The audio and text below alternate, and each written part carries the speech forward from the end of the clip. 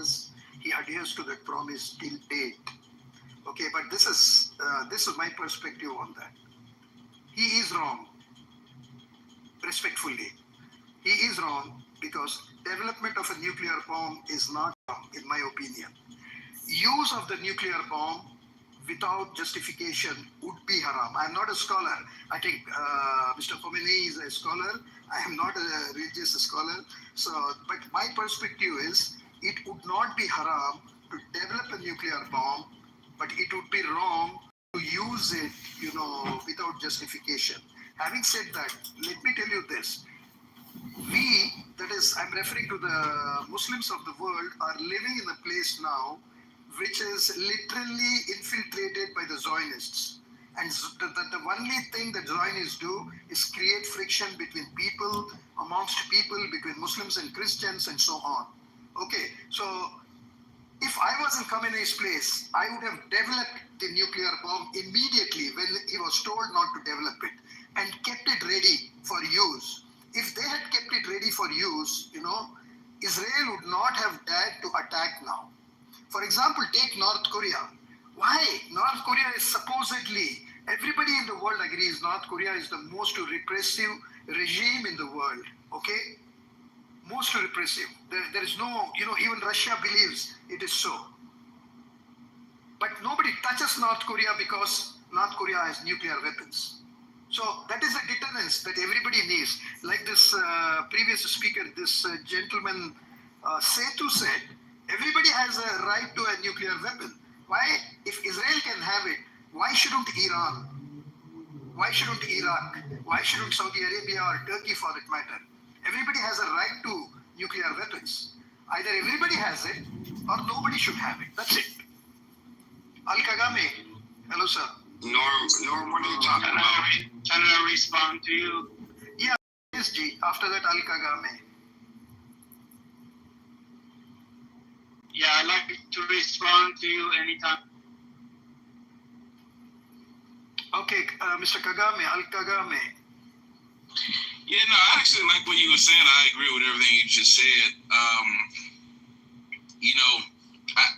I was reading the title, and my perspective is actually quite simple, man. I think the issue is we're literally allowing genocidal maniacs to lead us into war. Like, it's interesting how the West, its leadership is ran by genocidal maniacs, and we're allowing it to happen. It's really insane. I'm actually kind of surprised people aren't revolted. I don't really know what else it's going to take for people to revolt. This is much, it's interesting because in America, we had the whole January 6th protest, and in my opinion, this is far worse than anything that may have happened in terms of the election. This is insane to me. So, yeah, man, right now I'm kind of listen, I'm kind of flabbergasted happening.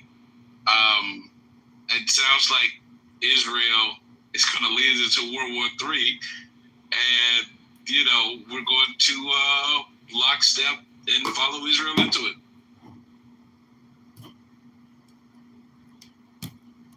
All right.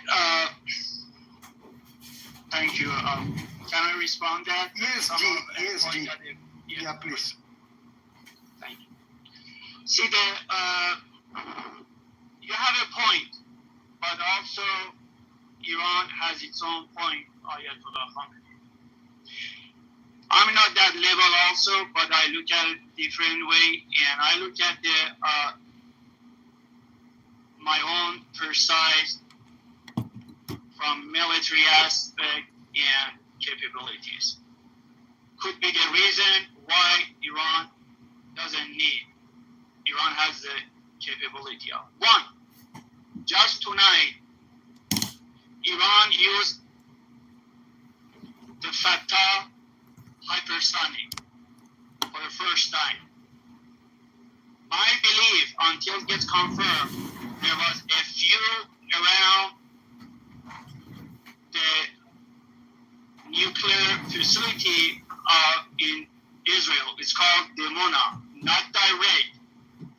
Most likely around. Just give them a little warning, last warning. This can go up in the sky, and what you have created is going gonna be very devastating for your own citizenship.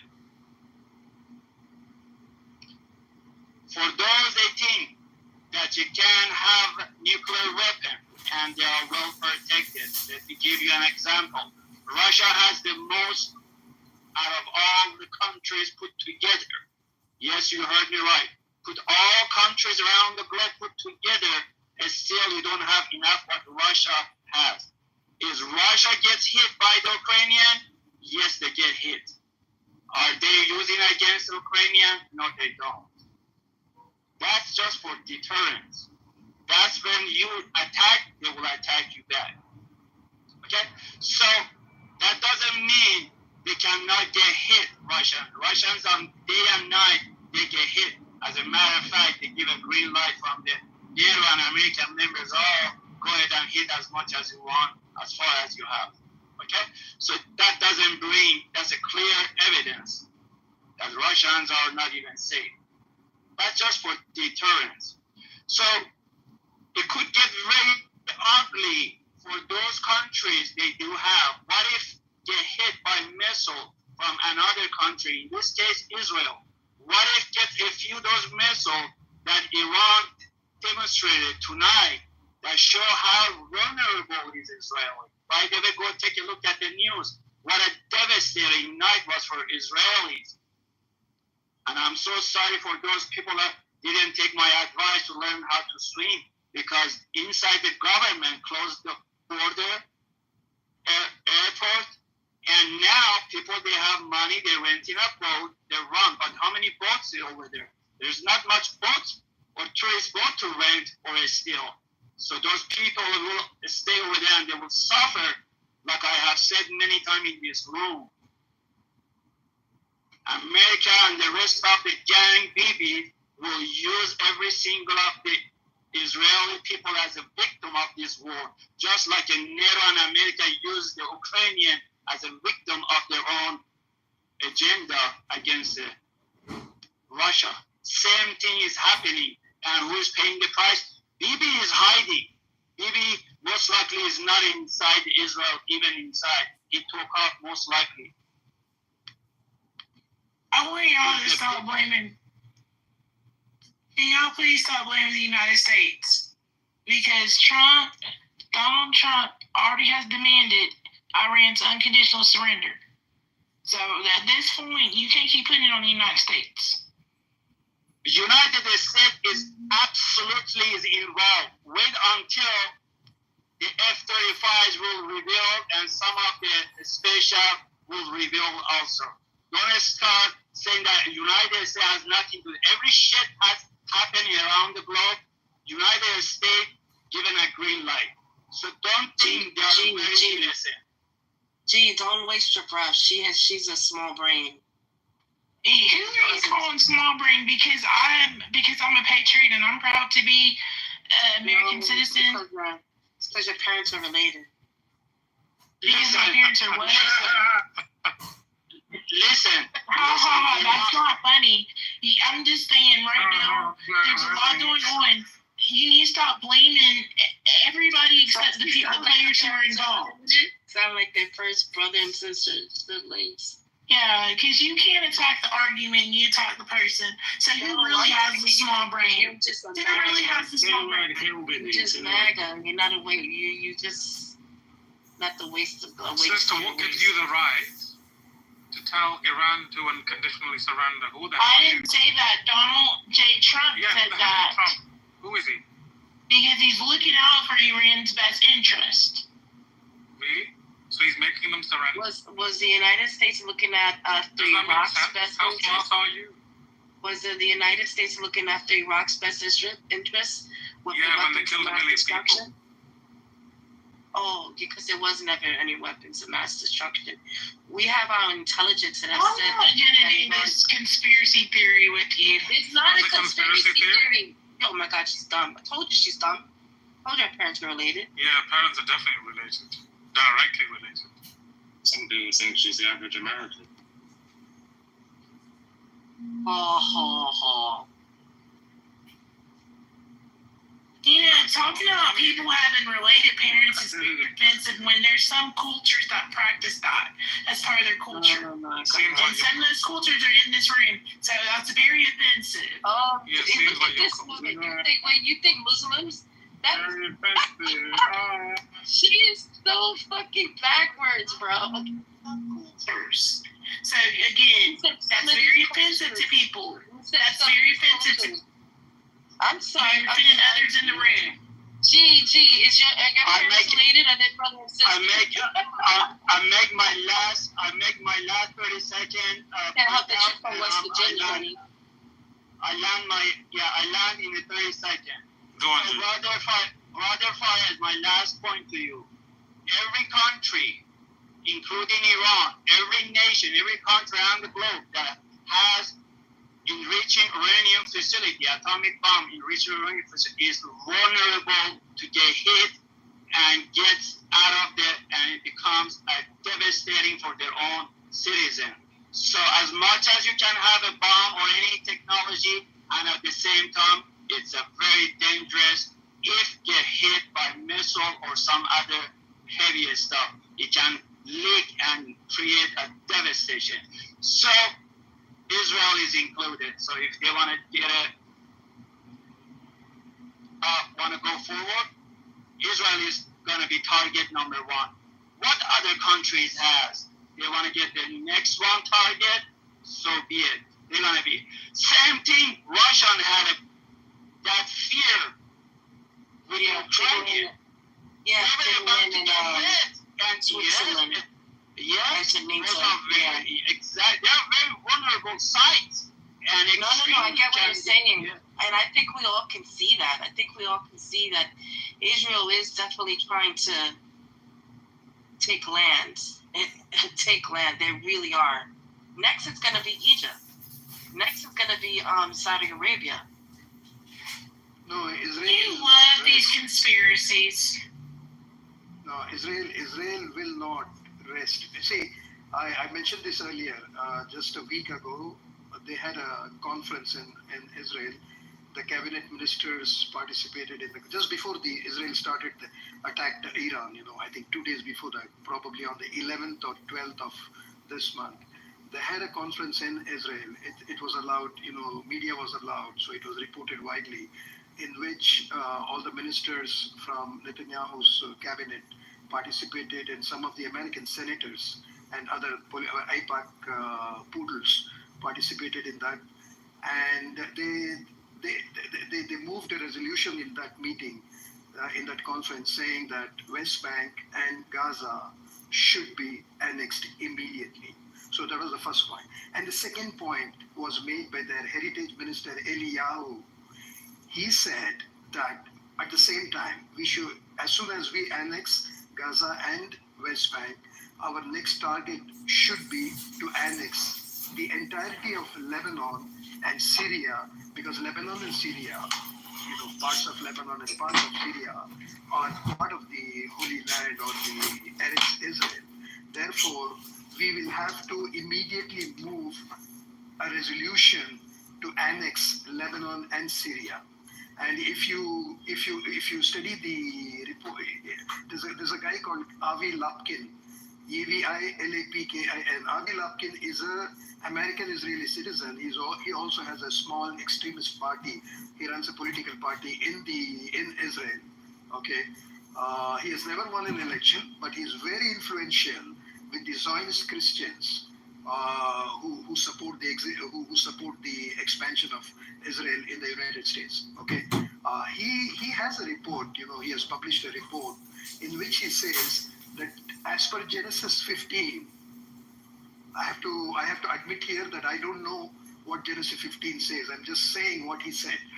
As per Genesis 15, in the present day's geography, a part of Medina in Saudi Arabia should also be part of the Eretz Israel. Therefore, we should not rest until all the 7 places which are in 7 countries right now, besides Palestine, should have to be taken over in order for the Messiah to come to the world, the Messiah to return.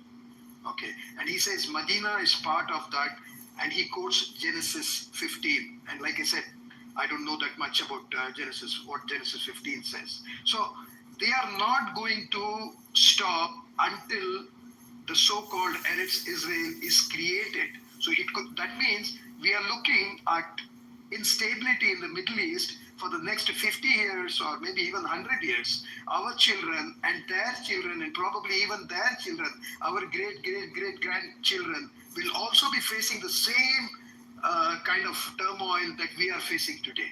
So that is why I say that Israel as a state, as it exists today, the Zionist state needs to be dismantled immediately by whatever means, however it is to be done. That's the only way for the rest of the world to live in peace. Or else Israel has to change its, declare openly, clearly state that we are not going to expand, return all the lands that they have already stolen from Lebanon, Syria, Iraq, and so on, and stick to the lands and free Palestine and stick to the lands that were given to it in UN Resolution 1948, that is 181, UN Resolution 181. That's it. These are the only two options, and they have to happen because our children and their children are not safe as long as Israel exists in the current form.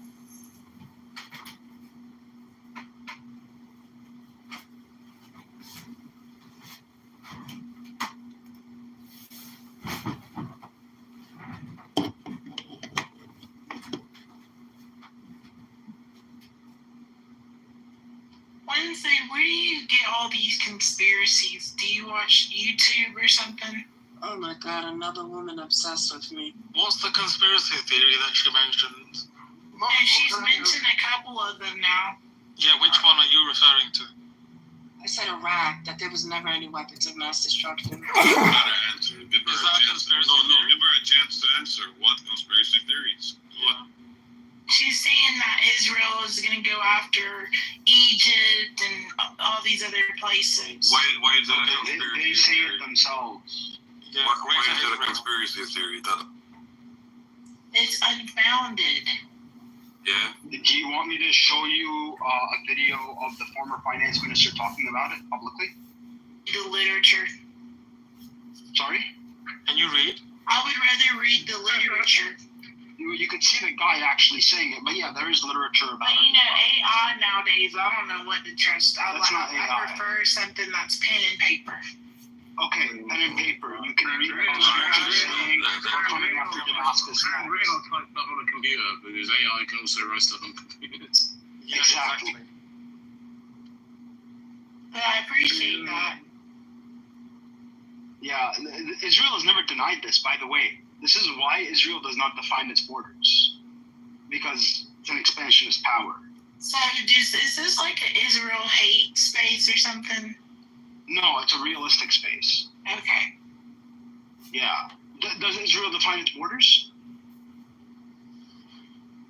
I would think it does. Yeah, it's on the map. Find it for me. Find me where the Israeli state has defined its borders. Okay. Brilliant. I love the confidence. We're going to get somewhere now. I love it. It absolutely is a Israeli hate space. Yeah, there's nothing wrong with that. We can hate Israel. I'm here and Wednesday. Oh my God. If Israel did expand, do you really think that would be a bad idea? Yes, I think it would be a very bad idea. Something to say. If you love Why would that be a bad idea? Haven't they been pretty successful as a nation in a very short period of time? So I think your sister. No, wait, hold on. So I think she's trolling. Wait. She's sister. I take it. Yeah. Brother, she's trolling. That's fine. Like to new people, we got Lonzo. Let me just say one thing to her. Bro, I take it. man. She's a troll. Just one thing, bro. Troll. So I take it you have Googled whether or not Israel defines its borders. You came up with no, Israel does not define its borders, and then you came back for another stupid comment. So I think you learned something new today. Israel does not define its borders because it's an expansionist power. And now you've come back saying, oh, would it be so bad if Israel expands? So what if it does? Okay, James. Alonzo, go ahead, Alonzo. You live in a fucking colonized country, bro. All right, do you want to come on up? Let's talk to Sarah about it. Let's see what she has to say. Come on up, Sarah. No, leave Sarah. Anyways, anybody else want to chime in? Alonzo, open his mic. Can we let Alonzo speak, please? Why do you want that terroristic flag? James, just mute up. Thank you. Go on, Alonzo. Alonzo, we can't hear you, brother. So Alonzo has nothing to say. We can't hear you. Alonzo, we can't hear you, Alonzo. Okay. Can you try again, Alonzo? Sarah, earlier today somebody told me we're making a comment about Hamas and ISIS and anti-Semite. I think the anti-Semite, the only people that can call you anti-Semite is you gotta be Jewish. You can't just go around and pass this word around, anti-Semite. Second, Netanyahu did fund Hamas. Third, recently Netanyahu just gave weapons to freaking ISIS. So you should look into it. If you want the data, I can provide you data on this. This is from the Times of India. Yahoo gave weapons. Lonzo, do you want to speak? Hold on, James, just stop trolling. Okay. Did you want to speak, Lonzo? Are you back? Or is it? I never really understood. Why do you have two accounts up there? It doesn't matter, man. No, I want to know. Don't worry about it, James. Don't worry about it. It's not gonna be bad. What advantage does it give you? Let's talk to Michael. What's up, Michael? What's up, man? Do you support Israel? Yes, sir. Bro, what do you think about Netanyahu? Was he in the right shooting a rocket into Iran? No, he's not. He's a radical. Well, which one is a good candidate to run Israel? Can you give us a name? What the fuck? Donald Trump's more radical. Jane, mute up, man. Thank you. We're talking to other people, man. Come on, it's not your space. Mute up. Donald Trump. Can you please mute up, James? Donald Trump. James, can you mute up? James, last warning for moving out. Way more. Okay, go on, Michael. What's the best candidate out there? Can you?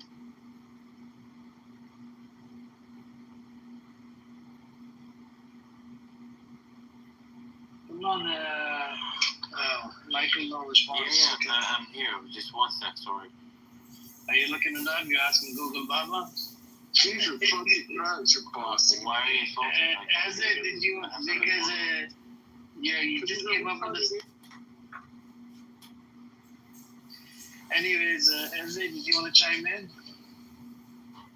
No one wants to chime in, bro. James, calm down. This guy is so wanted. He wants the attention. He's attention seeker, man. He's fucking. We got no guilt up there. James, are you okay, bro? You want the attention. Host this room 24/7. What the fuck? Yeah, because there's ongoing genocide. Genocide hasn't ended yet. This is a room. In your tiny little room is not gonna fucking do shit. Can we donate for you here? Donate for like. Well, how we send the money to Yeah. How much money are you gonna send it? Can you tell? How much can you afford? No, I'm just asking because you're here 24/7. So do you have a job or? No, I don't have a job. That's all I do. That's pretty sick, man. It's a cool gig. He lives in his mommy's basement. Oh, you guys Why are are we really making fun. personal attacks? Can we stick to the topic? James Ali, James Ali. James actually is an Iranian. He supports IRGC. James, you know he supports IRGC, right? He told me about it a couple of days.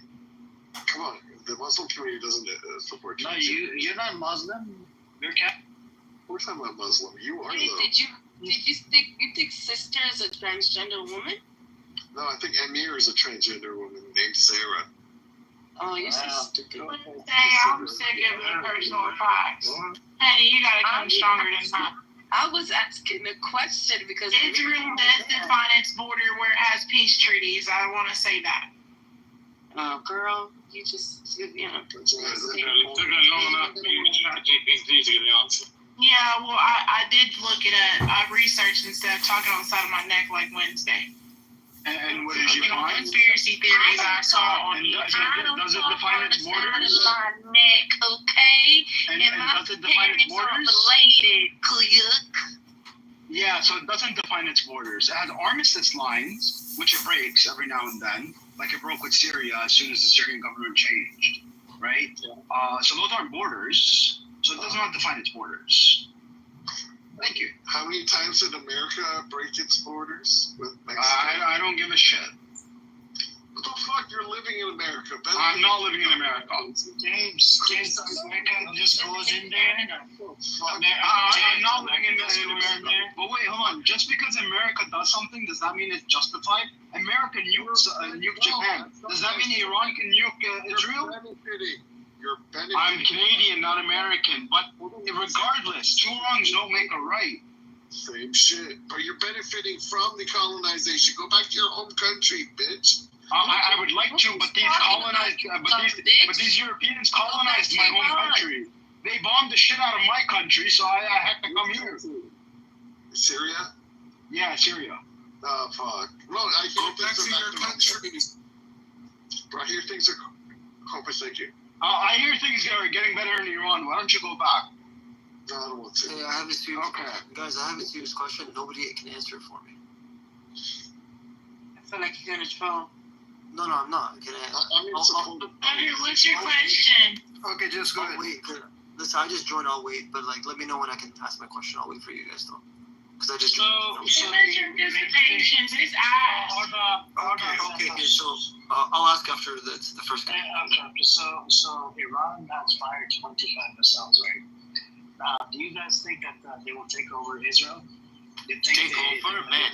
Chill. Take over. Did they fire now? Amir, is it now?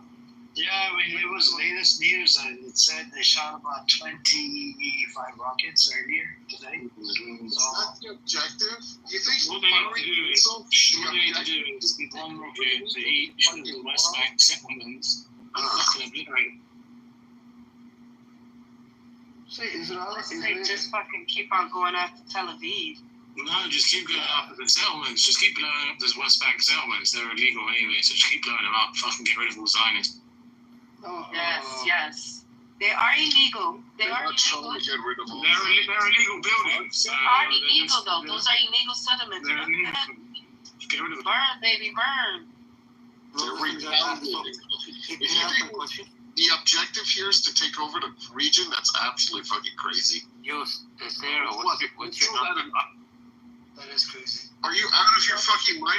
What a Nobody said that was the objective. Yo, Dr. Nobody said Sarah. that was the objective. Dr. Sarah, what's your number? What's whose number? Wednesdays? Old as gold. What is the obsession, bro?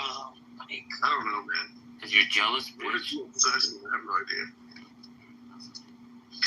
Why are you obsessed with Islam? Anyway, so the IRGC, right? Do you guys think? Hold on, shut up. Do you guys think that the people have started siding with IRGC, even the ones that were anti-IRGC in Iran?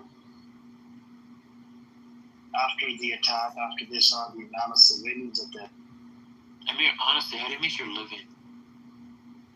And Michael, stop trolling. Last one for movie down. Thank you. Thank you. Last one.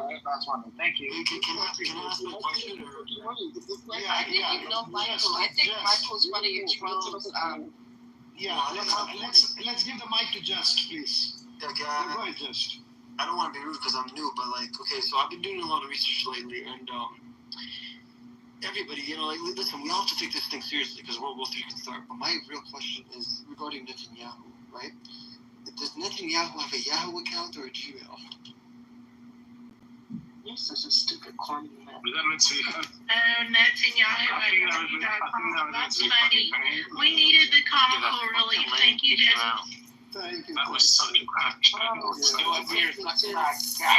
anticipation for such a brilliant joke. I love it. Time for NATO to kick United States out. Quickly, very quickly, NATO needs to kick the United States out. It's time for all the Jewish women to go back to Israel. Nobody wants to see Yo, us shut up, Cody.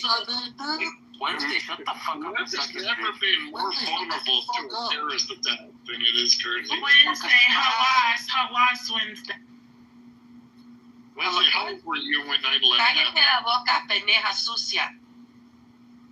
Yeah, you're not in support of your Puerto Rican heritage. No, it's garbage, baby. Got the hepatitis and every STD there is. Mama Niema. Yeah. I'm sorry that the parents are related. From what? It's Mama Yama, not Mama Yama. It's Mama Yama. Wednesday, I was driving. Mama Niema, Tonya. Okay, guys, can we go get back to the topic, please? James, can you stay muted? Easy, go ahead, Music. Easy. Okay, so first and foremost, Wednesday is definitely my girl.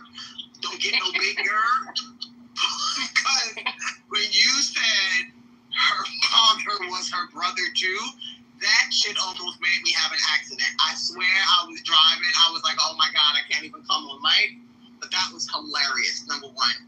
Number two, I have a question. I actually watched a video today of Netanyahu literally giving the exact same speech about Iran and the potential for building nukes and decimating the universe. I mean, almost word for word. If somebody had taken the words of that speech and superimposed it over his latest speech, they would all be identical. He's been saying it since 1996. Was from 2012. Well, this one I saw was 2012. He literally had like a picture of a bomb, 3%, 5%. I'm going to make it my PTR. But that shit was crazy. I said, you know what? Nobody's paying attention on a world stage. Like, either this dude is suffering from early onset dementia, or he knows that we're not listening, that he can run the same rhetoric year after year. Ezzy, I'm so confused. If your country gets wiped out, who's going to accept you? If Israel gets wiped out, who's going to accept you? I know who sister is. She is a troll. Who's going to accept you? She's a black American woman pretending to be a white woman, yeah. I know who she is. But that's kind of crazy. 2012, the same speech? Actually, it goes back to when literally going to become a nuclear threat in minutes, in months. I think it goes back to even worse. He's obsessed with getting Iran. He's obsessed. Since 1996, when he started being part of the Knesset. Since 1980s, actually. The first thing that he... that far back? Yeah. The first thing he did when he entered politics was this. That is insanity. I am here to say hello to Izzy. How are you? Stopping a group of people to destroy your country. James, why don't you stay muted for this talking? He has ADHD or some shit like that. Something really wrong with him. Okay, this guy has been making this claim that Iran is 2 weeks away from developing a nuclear bomb, 3 weeks away. Every year he makes the same statement, and American politicians would believe it. And based on what he says, they've been shouting for the last 20 to 30 years that Iran should be eliminated, Ayatollah Khomeini should be killed, and so on. But I don't know if you guys saw, I saw a small clip on, this guy, comedian, or the talk show host in the US. I think his name is John Waite or something like that. Not John, he's at the Late Show. The Late Show, yeah. So I have it. I actually have it, a clip. You should share it, On TikTok. So Let me get it. I'll get it. Yeah, he showed all the years of Netanyahu saying nuclear weapon is, Iran is very close to having a nuclear weapon. Every year, literally every year's clip is sharing that thing. It's very, very, very hilarious. That is insane. That is insane. I don't know. How are you, Izzy? Oh, Hashem, thank God. If you followed the career of Mr. Netanyahu for the last, since the 80s, like mid 80s till now. We should make that video. Sister Edna, hey Chucky, we should make that video go viral. Like, I didn't realize how bad it was. You're literally sitting there regurgitating the same crap year after year after year. Well, those are well-documented things, Izzy. I mean, this guy has been harping about it for, he stood in front of the UN saying Iran is 2 weeks away, 2 months away, 1 year away, 1.5 away. If you take Iran and you take Iraq, I guarantee you democracy will flourish in the Middle East. Iran and Iraq and add to that Libya are developing nuclear weapons. I mean, this is part and parcel of the a broad plan for Israel to expand and destroy its neighbor and draw the Americans into all those wars. I don't know how much Americans are aware of the chokehold of the system they have on their discourse in the region. But I don't think the American people understand the last sorry, forgive me. The last post that it won't let me put it. Does look like I already put it. I'll send it to you, Ozzy. Okay. You have TikTok? I do. Okay. I very rarely use it, but I have it. Jinder, you said I just wrote a response to Trump. If you want to hear it. Yeah, point. Just give me a few seconds. Jinder, you mentioned if American people realize the kind of hold Israel has, right? Is that what you said? Yes, the choke. It's not a hold; it's a chokehold on. Yeah. So let me quote you. The former admiral, the former chairman of the Joint Chiefs of Staff of the United States. His name is Admiral Thomas Moorer, and he said this in the year, I think, 1990s or so. I have never seen any president of the United States. I don't care who he is. I have never seen any president stand up to the Israelis. Our citizens certainly don't have any idea what's going on. They always get, that is, the Israelis always get what they want.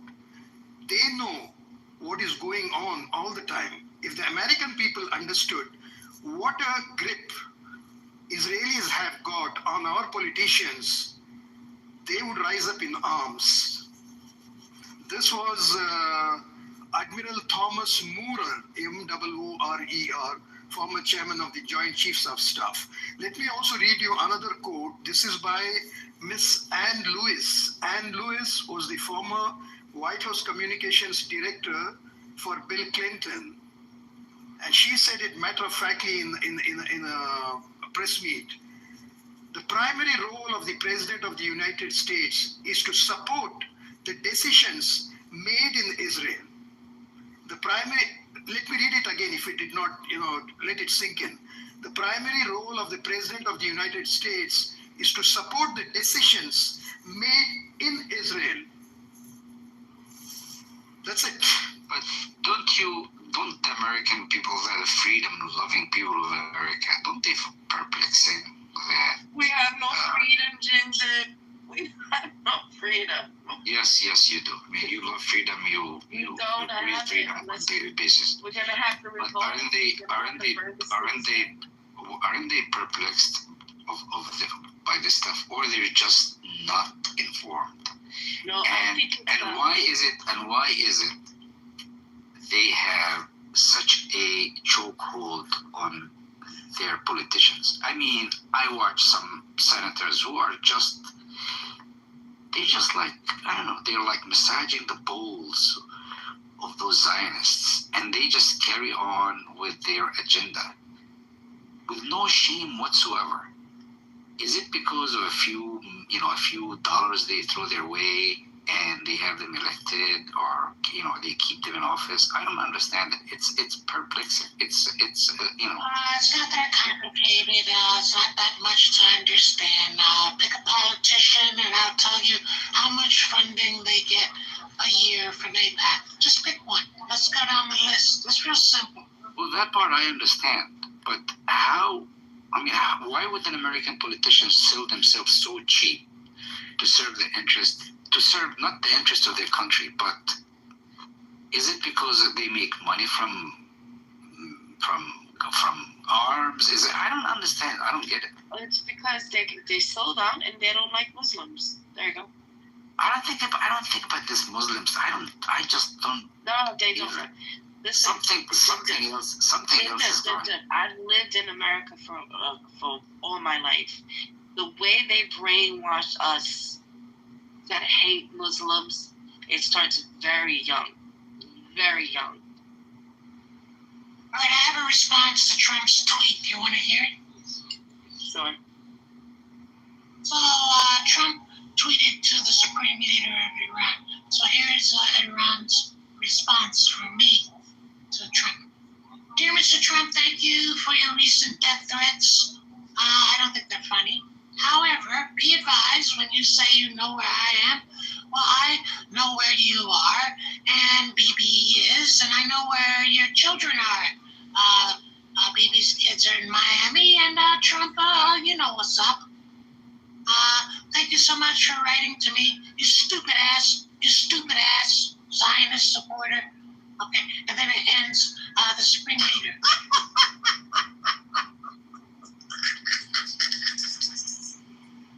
This group is fucking nuts. That was pretty good. But the sad part is ineffective. Why is the room speechless, man? Because I was telling him the truth. Oh, and P.S. Trump, the only reason you know where I am, you little bitch, is because of Peter Thiel and Palantir. Same people you use to demolish and kill everyone in Gaza, you bitch-ass motherfucker. Yeah, like that. Yeah, I put all that in the tweet. Yeah. So the last two words in the tweet, bitch-ass motherfucker, that's 3 words. Yo, where's Edward, man? This is insane. No, what's insane is the leader of the free world writing a tweet to another world leader threatening death, saying, I know where you are, it can kill you any minute. That will go down in history as the #1 support of a Zionist mentality. Definitely. Right? It's an embarrassment. It's not funny. It's an embarrassment to humanity, let alone to the United States of America. And him leaving the G7 yesterday was no better. I was like, who the fuck does nothing? Hey, some crazy shit. I'm crossing the border to Canada. I'm a seek amnesty. Denied. No, I'm going. Too late. Ooh. No, don't come here. We have enough immigrants already. We don't need. You ever heard of a world leader? No. Stay out of Canada. You ever heard of a world leader telling people in another country and the metropolis to evacuate? He's creating a stampede. He's creating hysteria on an international level. Imagine there's more than 80 million people went out and said this guy is okay. Yeah, but you know what? They did a few polls in different countries, and I think he's at a 70 to 80% disapproval rate. No, I'm saying 80 million people in America walked to a booth and they said that guy is okay. To lead us they were stupid. to the I future. think they were all drunk, though. No, there's no They were all sipping Hennessy. Hold on. You're entitled to your own opinions, but not your own facts. No way. There was no 80 million. Did you see him at his little birthday party that nobody showed up to? Yeah. That was pathetic. What do you mean, point? Didn't 80 million people vote him in? More than Get a 80 pencil million. and paper. Here's what I mean. Get a pencil and paper.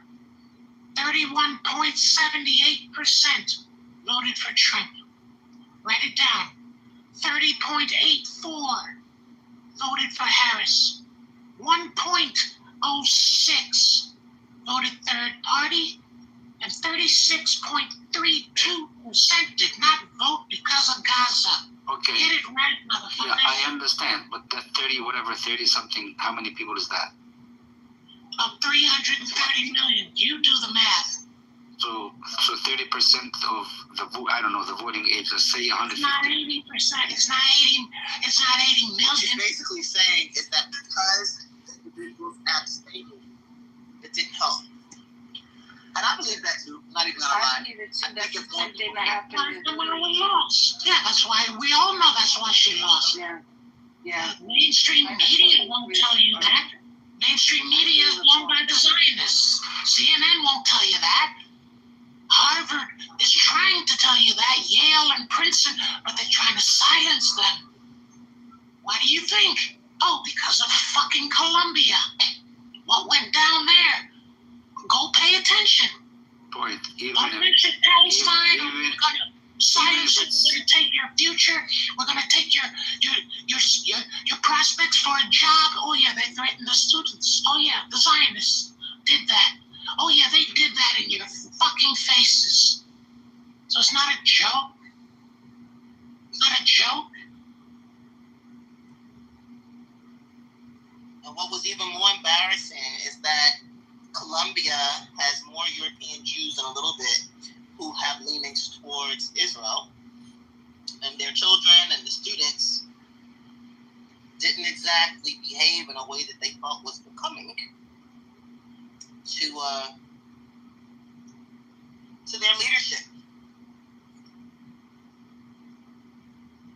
Yeah. Colombia was definitely an embarrassment to Colombia's board. Pretty fucking sick. Pretty fucking sad. Actually, we haven't heard very much about Colombia since, have we? Not a pin drop. Not a motherfucking pin drop. Thank God it's the summer session. Yeah, that is kind of interesting. And there's a reason for that. Because the Zionists really control Colombia. They dig in the books, find the endowment, go follow the fucking money, you'll see. Don't say that. You know what happened to AOC when she said it was all about the Benjamins? Exactly. She's bought too by AIPAC. Bitch. She's a bitch too. You know what? I'm not even gonna do this. I should do this. Maybe I can do this. AOC is bought and paid. Yeah, okay, so let's do AOC. If you check her background, I'm not gonna get in trouble. Maybe I'll get in trouble for this, but I don't give a fuck. Fuck Amir. So if you check her background, you'll find that she bartended at one time, correct? Yes? Say yes. Yeah, she was a bartender before she went to Congress. However, they conveniently left out that she not only bartended, but she danced at the fucking bar that she was in, because it was a strip club. And guess who knows the owner? Let me close my mic. Fuck you, Amir. Guess who knows the... Oh, damn. Who knows the owner? What? Trump? Probably Point. No, I mean, considering she was in New York, right? Trump was big in New York. Real estate, strip clubs. That could have been anyone, honestly. There's a lot of Jews that work in this industry. And the craziest part is that so many have hyphenated last names or changed last names. I think unless you yourself are Jewish or been raised around Jewish people, you would never even know that the people are Jewish. Yeah, like Jack Ruby, who killed Lee Harvey Oswald. His real name was Rubenstein. You know, I did not know that until recently. Yeah, a lot of people don't know that. The Jewish mafia is a thing. You see, mafia, people think Italian right away because of the movies and whatever. But the Jewish mafia was a real thing. That's what started Las Vegas, actually. You haven't seen Peaky Blinders? Oh, No, I have not watched it. It It was Peaky Blinders is really. You know what was good, and they kind of snuck it in, but didn't really give you too much on it. If you saw Chadwick Boseman's movie, I think it was called The Bankers, and this my grandmother actually attested to that when Black folks would try and get loans from the banks, they were often denied. But European Jews would act as intercessors, and they would lend Black folks the monies, or they would, secure notes for them, and they were later lauded as, friends and allies and the whole nine.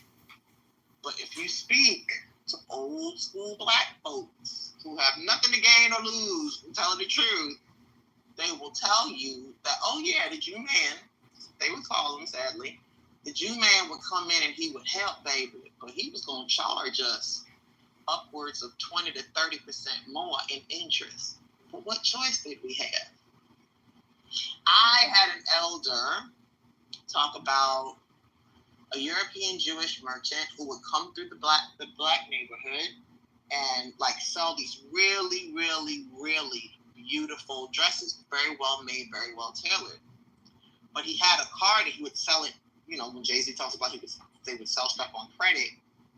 If you weren't careful, and the old ladies would say that they would call their children, from the back just to make sure that they weren't scammed. This is so sad. That if the dress cost $50, 6 entries would say $50 month after month after month, even though individuals had paid on it, it would never reflect the deduction of their payments. Oh, and so it's kind of like Rent-A-Center. I don't know. I've never done Rent-A-Center before. Yeah. But what hurt me is that these are little old ladies who the world today, if they were a little younger, would call anti-Semites. But they're just talking about their lived experience with crooks. Straight that's crooks.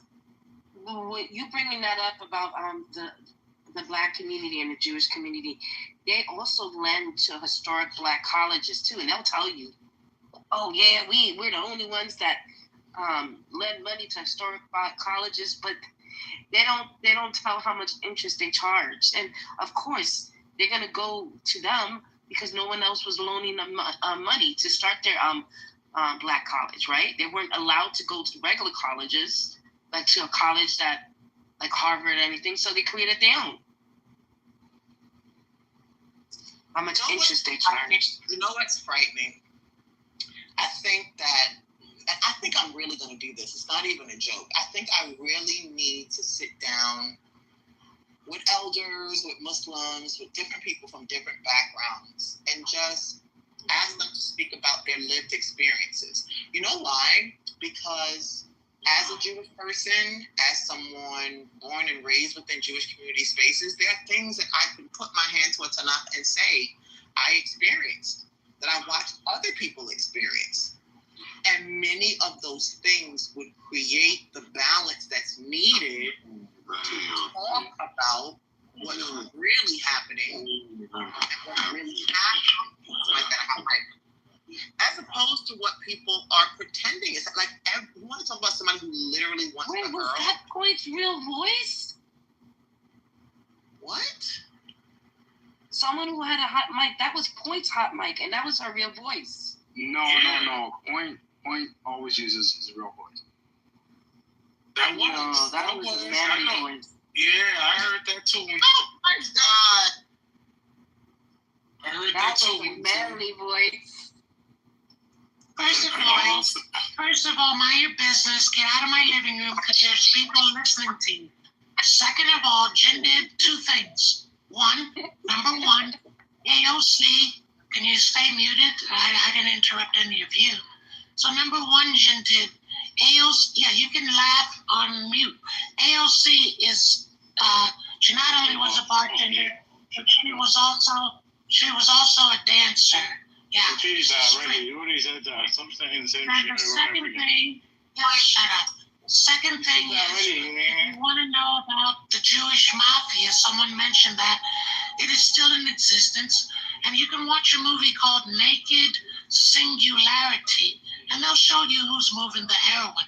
It's real, and it'll shock you, and it's gonna shock you. I know. First of all, AOC, I like her. She's great. Look up the movie Naked. Look up the movie Naked Singularity. It was shot during the pandemic. Fantastic movie. Yeah, it's gonna blow your fucking mind. Yeah. Too sophisticated for me. Naked Singularity. I don't even know what that means, but I know AOC's ancestors are from Spain and they are Hasidic Jews. That's for sure. But that's not a. No, are you serious, Jen?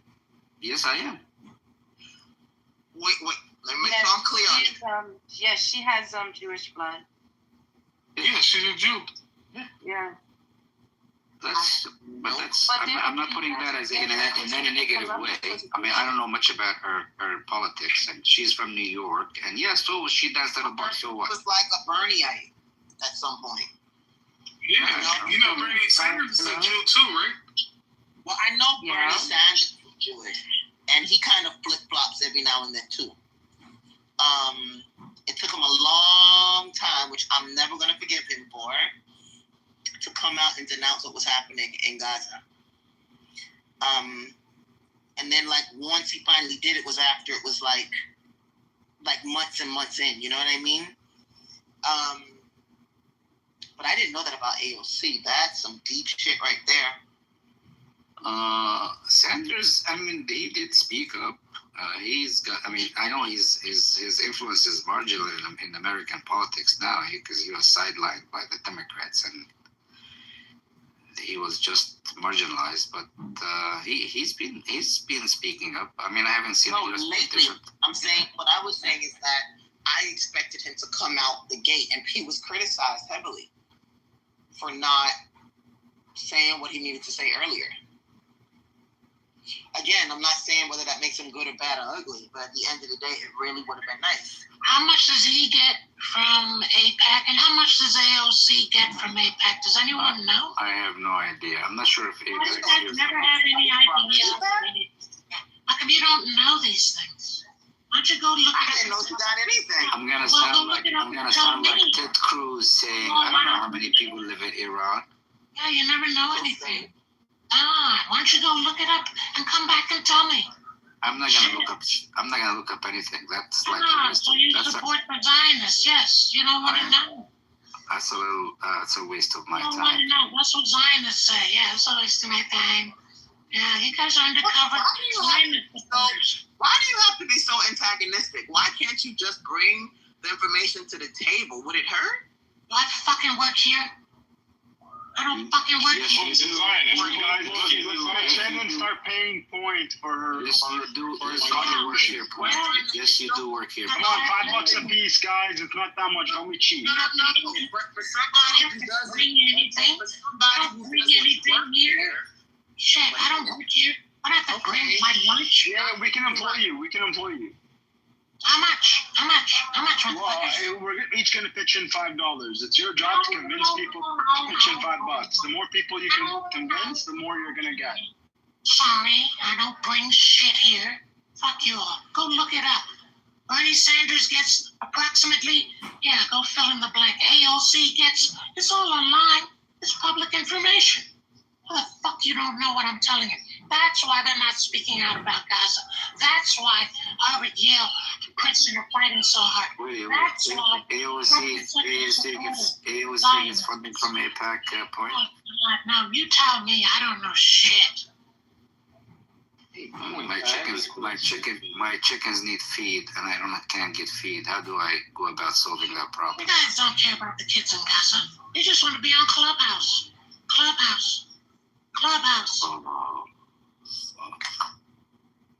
Oh, I have a question for you, man.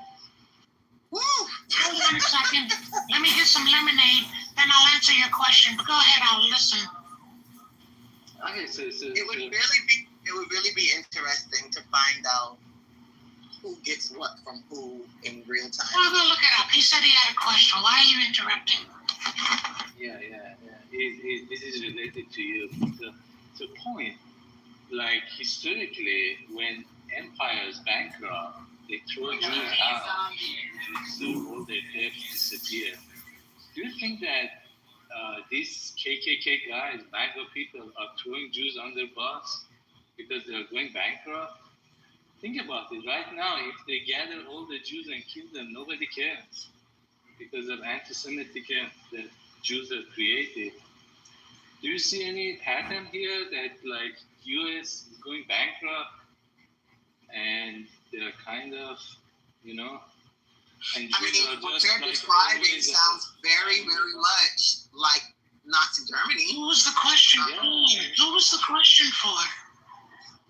Point. If Trump is Hitler, which is behaving like one, do you think that he's doing this to Jews? It could be, and I'll tell you why. The Balfour Agreement and the shipping of Jews from Europe to this territory called Israel was an anti-Semitic act. Why? Because they wanted the Jews out of Europe. They were anti-Semitic right there, the Europeans. So they're like, get these motherfuckers out of here.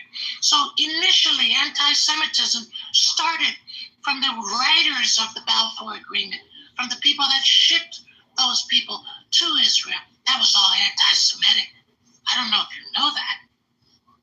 That was all behind anti-Semitism. I hope I'm not telling you something you're just finding the fuck out. Because you got me fucked up.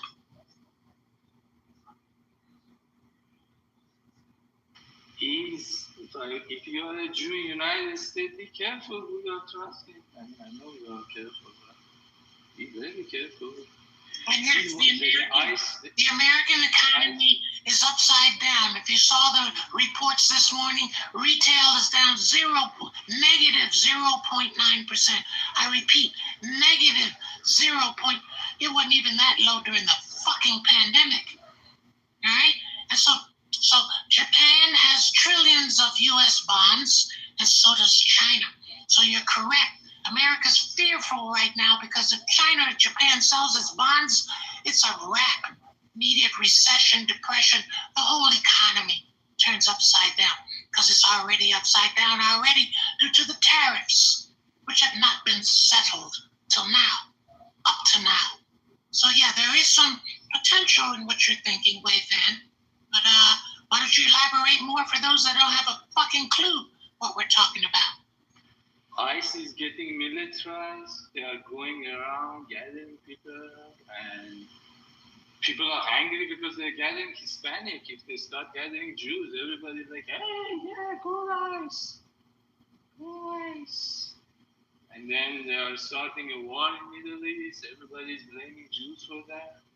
If they gather Jews, everybody's like, oh yeah, shoot a motherfucker. It's not like it hasn't happened before. This exact scenario has happened before. So. And Jews are in charge of banks, and they want that, they are the one who holds a lot of this debt.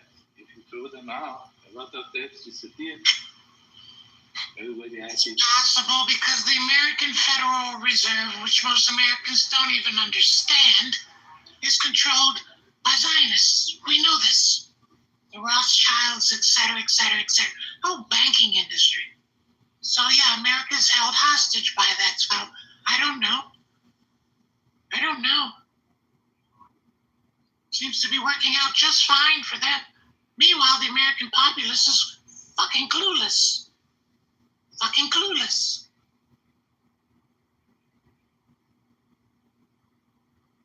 Say that one more time.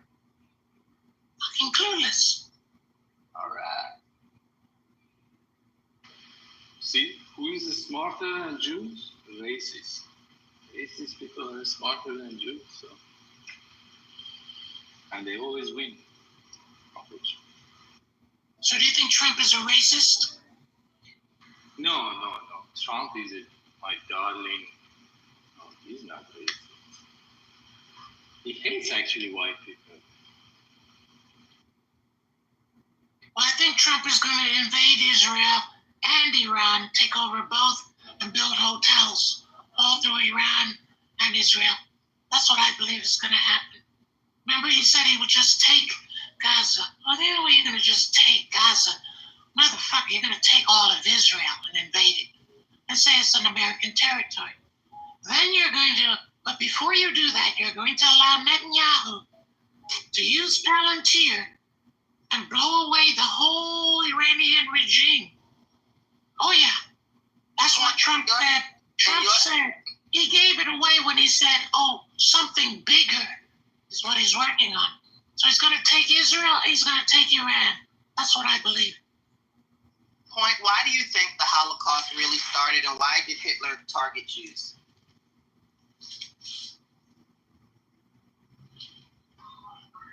Is that like a serious question? Are you trolling or are you not? I'm not trolling. I'm asking you, what do you think is the real reason? It was the same reason I gave regarding the Balfour Agreement. The Jews were a problem. They were doing economic gains and doing things that just became a problem. Yeah, but that's not why the Balfour Declaration happened. Excuse me.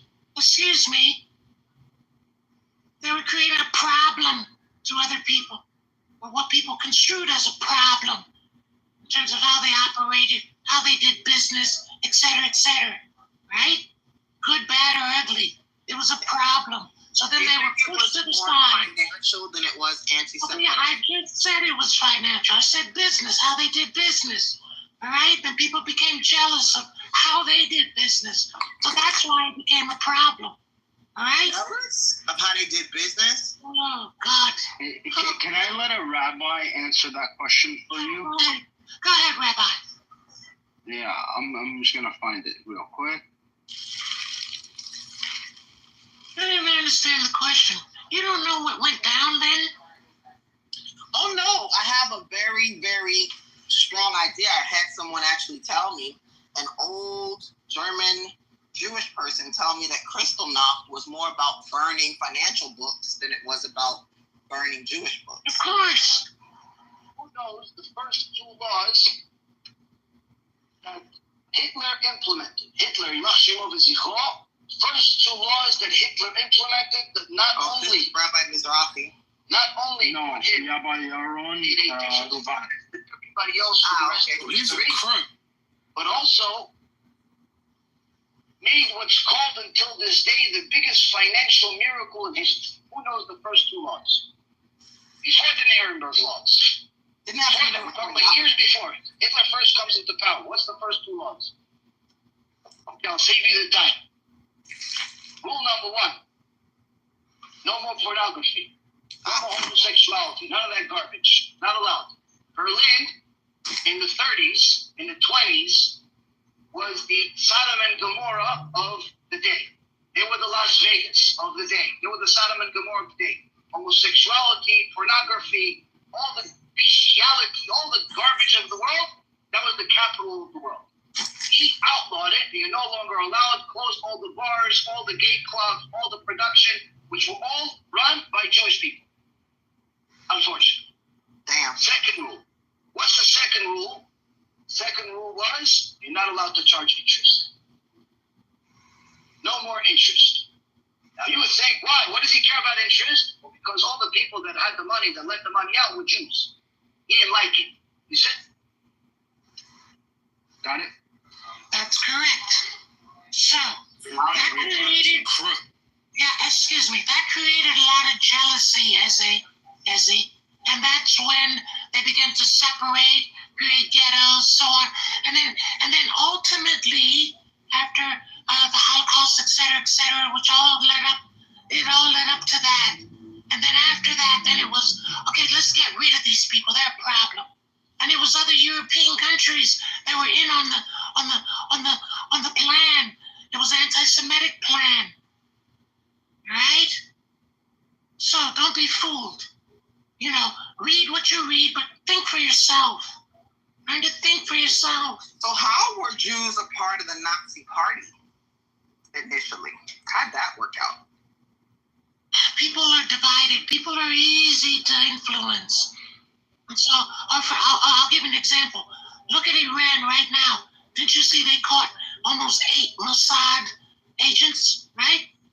So that would mean what? That would mean there are many elements within Iran itself that are complicit with Zionists. Don't you get it? Look at this. These Iranians that right now are gonna regime change, they are Nazis. They are Orientalists. Talk to them. When they come to this room, talk to them. They literally believe Arabs are lower race.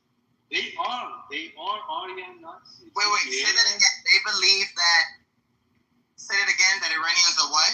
No, they believe that generally non-Jews are lower than that. That they're the goy. No, I'm not talking about Jews. I'm talking about Iranians which want to bring Prince of Iran to Iran. Like these Iranians. Oh yeah, Iranians also think Arabs are lower than them. Yeah. These Iranians. I was told they believe that they're Aryans, like the Nazis. Yeah. Some of them. Well, I mean, look, the term Aryan does come from Iran, like Iran, like that area, but that's not how the Nazis used it. Like the Nazis didn't look at the Persians and say, "Oh, you're our blood brothers." No, they didn't. No, they didn't. No. I've actually read that in a few spots. I've never read anything like that. The grandfather of this prince was the grandfather of this prince that wants to go to Iran and free Iranian people. He was the ally, like the closest friend of Hitler. And now they are like Netanyahu and his grandson are shaking hands. Ask them, really, literally ask these Iranians which come here, what do you think about Indians? What do you think about Arabs? They are racist as fuck. I mean, look, a lot of people are racist. I don't doubt that. No, these are this is like Aryan racists. They are Aryan racists. They are really, really racist.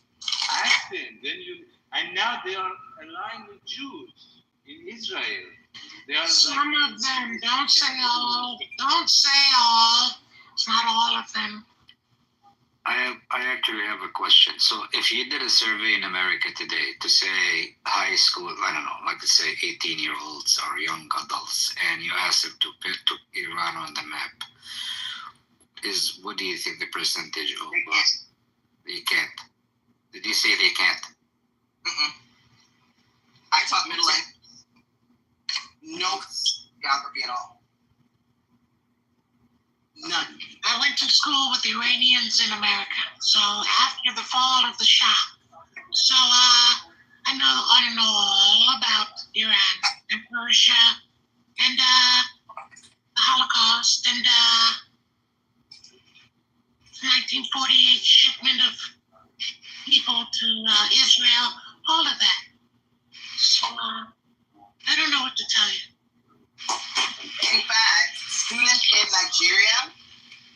I'll give you an example. As 100 years from now, someone's going to do the same thing you're doing right now and say, wait a minute, how could Black Americans never have spoke out about Gaza at that time when they fought so hard for the ending of apartheid in South Africa? It makes no sense. And then you'll have to dig deeper 100 years from now to find out that the Black voices, the Black politicians, were in the back pocket of AIPAC. Who knew? Well aware of that. Who fucking knew? Yeah, no, I knew that. Well, it's the same way you had Jews associated with the Nazis. So that's to answer your question. Fucked up shit. You know about the Lehi, right? How they actually proposed a formal alliance in, I think it was 1943. Insane. What I read in that book Perfidy is that there were German Jews, secularists, who sold their own Jewish brothers out to the Nazis. There was that too. Huh? Yeah, there was that too. That as well. They had an opportunity to get people out and let them come to Israel/Palestine, and they said no. They didn't want a bunch of low-life degenerates. That's a quote. Actually, that's kind of a myth, by the way. They weren't going to Palestine or Israel. The majority of them. The majority of Jews that left Europe at that point in time went to America, not to Israel. Well, no, they said that they went to South America. That many of them went to Brazil, and many of them went to Argentina. Yeah. in South Africa, and but the majority of them did not go to Palestine. The majority of Jews that would end up, doing the Nakba in 48 and establishing the state were already there by the time World War II started. That's correct. So when did the most of Jews, and we got to use that term kind of loosely, when did Europeans first start entering into Israel en masse? So Was it after 43? No, this is Tsar time. When Tsar lost to Japanese, they started going after Jews. And this is like before even World War I. So they start migrating. There was some migration. Yeah, there was some migration. The first Aliyah was in I think it was 1890 something. But the bigger numbers of them were after World War I, so after the Balfour Declaration. Something about that doesn't jive though, because they were saying that there was already like this core group there. Yeah, there were Aliyahs made during the Ottoman Empire, but the Ottoman Empire also recognized what they were doing. The Zionists lobbied the Ottoman Empire to try to buy Palestine. They refused at first. I mean, they kind of conceded by the end, but they were really against it. They did not like it. They did not want it to happen. They actually offered them Iraq instead. They were like, why don't you just go to Iraq? And they were like, no, we want Palestine. But after the Balfour Declaration and the collapse of the Ottoman Empire, that's when the numbers started ramping up. The Jewish Colonization Association, JCA, which has changed its name but retains the acronym JCA. I forgot what it's called now. It was being funded by the Rothschilds, and there were plenty of people, Jews, that wanted to get out of Russia because of the collapse of the Soviet Union, and Germany and Poland and all of these places. There would have been bigger numbers if the Soviets, after they finally took control and ended the Russian Civil War, they were staunchly anti-Zionist, despite the fact that they were majority Jewish in terms of leadership. But they were anti-Zionist Jews because they wanted to keep the Jews inside of Russia. That's a good thing for them. And they had just a general, you're not allowed to leave the country policy. So the numbers would have been higher if the Russians collaborated. And that's why you saw, after the collapse of the Soviet Union, a huge number of Russian Jews migrated to Israel in the 1990s. So that I do remember. I remember Nyana. I remember supposedly the refuseniks, which was also very interesting because most of those individuals proudly, once they got to New York and other places, claimed that they weren't Jewish at all. They were just taking advantage. That is quite possible. Of that ticket. It's quite possible that a lot of the Russian Jews that got out of the Soviet Union weren't actually Jewish. Yeah, I definitely did see that a lot, especially in New York. And actually, I saw that with the Jews supposedly from the Ukraine. But that, they weren't Jewish at all. But they walk around with the yarmulke and payouts.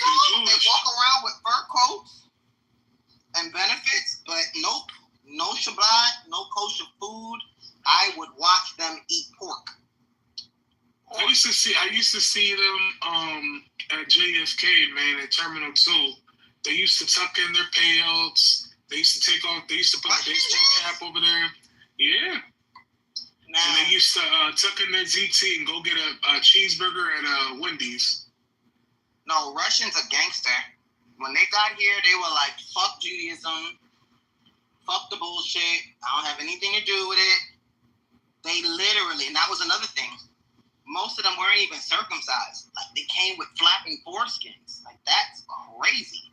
I'm gonna be honest with you, Sister Isaiah. I got pictures and videos to prove it. I used to see them walk in there. They used to put a baseball cap on. preferably Yankee Those side. are Hasidim. Those are not Russian Jews. Russian Jews never even put on a kippah. Hey, it sounded like Russian to me. I know Pliviet is Russian. It's one of them Slavic languages. I ain't care nothing about being Jewish. You know? You guys are racist. You all are racist in here. I'm talking about members of my community. Ain't got nothing to do with racism. They'll tell you themselves. It's everything to do with racism.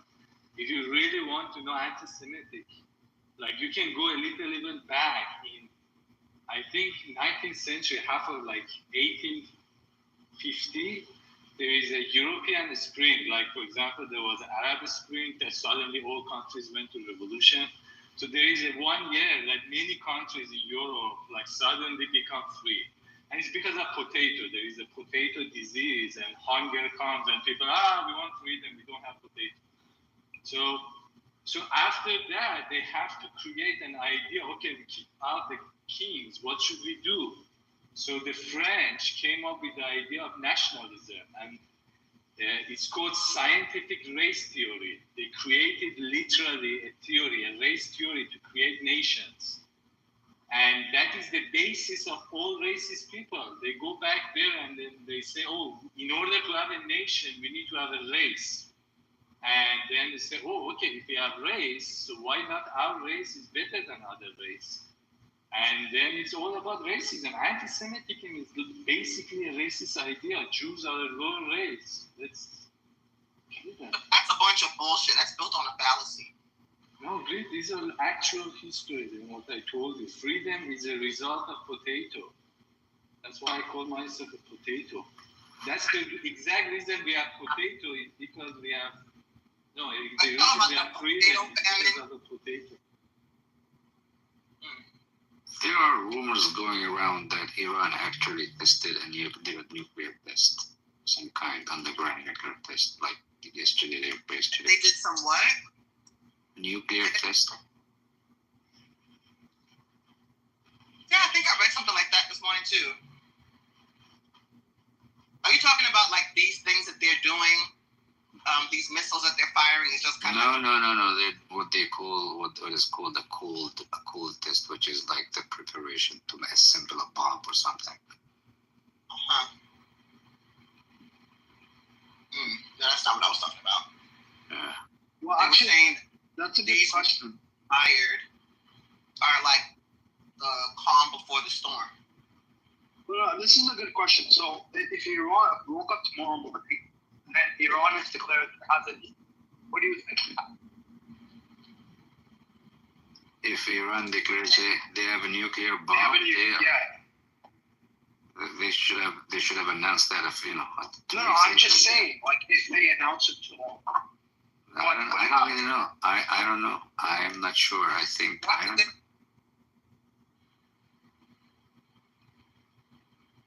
And can I ask a question? Does anybody really believe that having a nuclear bomb is going to be able to hurt some and not all? That's kind of silly. I don't know how advanced the nuclear technology is, but I'm sure there are nuclear bombs that are small in size, I guess, that can destroy a city or something. I don't know. And not destroy a whole... Like Hiroshima and Nagasaki? I mean, those bombs are highly inefficient, by the way. Modern day nuclear weapons are much worse than that. I don't know anything about this stuff, but by now the nuclear technology should have been is much more advanced. I've even read somewhere that you can have a nuclear device next to your house that can operate for 1,000 years to give you heat and electricity and so on and so forth. But it's not safe for someone to have a nuclear machine of any kind anywhere if it's not under control. So the technology itself has been refined in such a way where I don't know what the term they use, but you can have a nuclear device that is very tiny in terms of its capacity,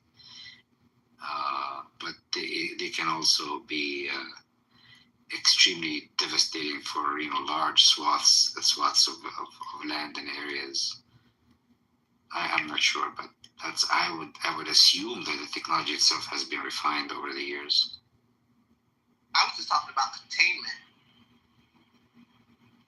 Like if someone dropped a bomb on Iran or Israel or whatever else, you can't exactly contain the. When you're talking about radiation, Yeah. no, there are nuclear bombs that don't have radiation. Or fallout. That's what I was. Is that true? There are nuclear bombs that have none or very little radiation. Yeah. I never heard that. But okay. No, the challenge of nuclear bomb is that if one person drops it, based on war theories, everybody should drop all. So it's done. Like US drops all its bomb on Russia, Russia drops all its bomb on US, and it's not which countries are fighting which country. Like based on theory, you have to hit all the capitals of the world at the same time. This is the challenge with the nuclear bomb. If one, independent of who drops it on who, right now if Israel dropped one nuclear bomb on Iran, then based on war theory, Russia should hit every capital of the world with a nuclear bomb simultaneously. Otherwise, it will disappear. I mean, the science of it, I don't understand it, but if you do the math, that's how you have to respond to a nuclear attack. But brother, Anybody attack anybody. To what Bani Adam was saying, there's no nuclear bomb with zero radiation, by the way. It really depends on the bomb. That is nuclear bomb, is radiation. That's how it kills people. It's not just the flash blast, it's the aftermath, it's the radiation.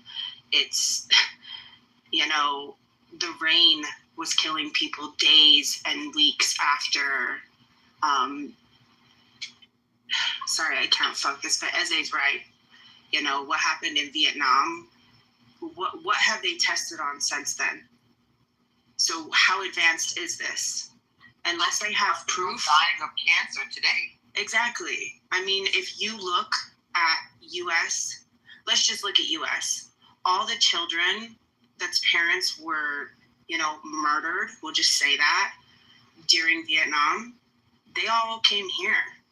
And I talked to someone, and they all have the same name because the president or whatever the guy, the king, I don't know, I'm not familiar with Vietnam history, I'll just be honest, but they were all named after him because they were all orphans and they didn't know their name. So their family lineage is wiped out, and they were all named after him.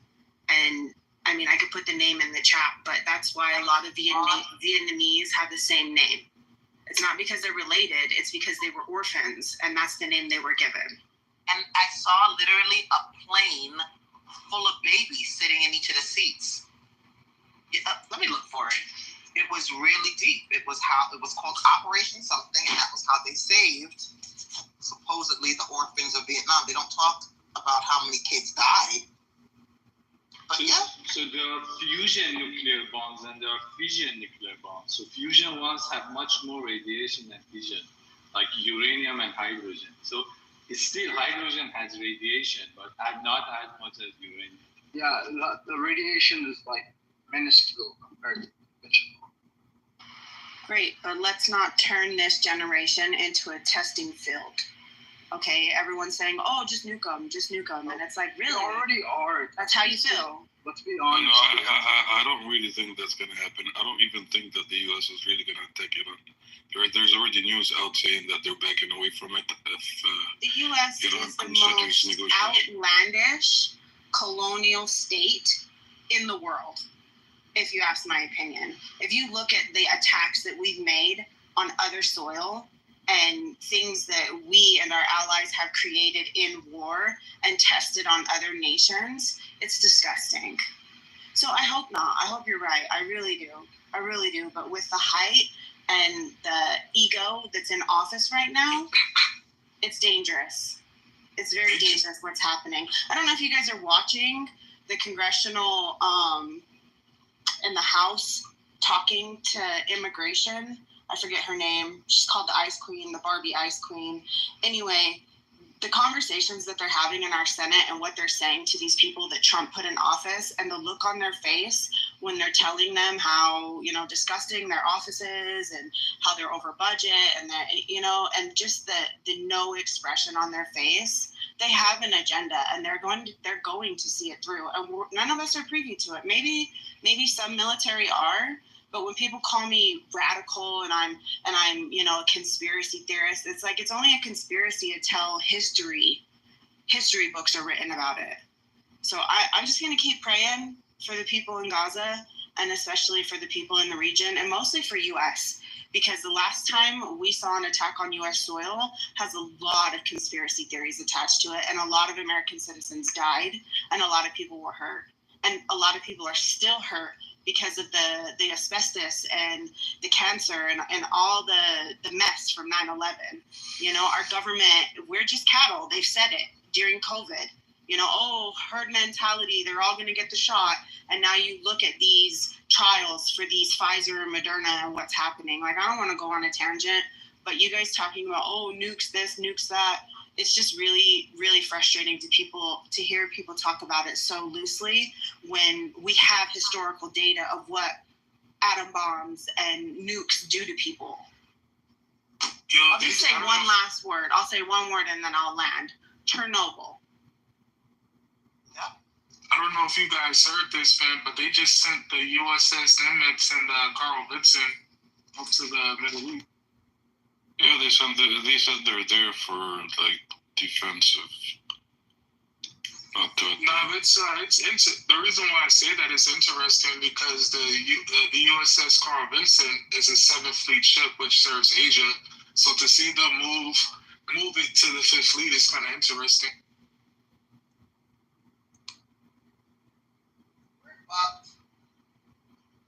Yeah, they sent the Princeton, the Millis, the Stratton. That's great. It's send some heat out there.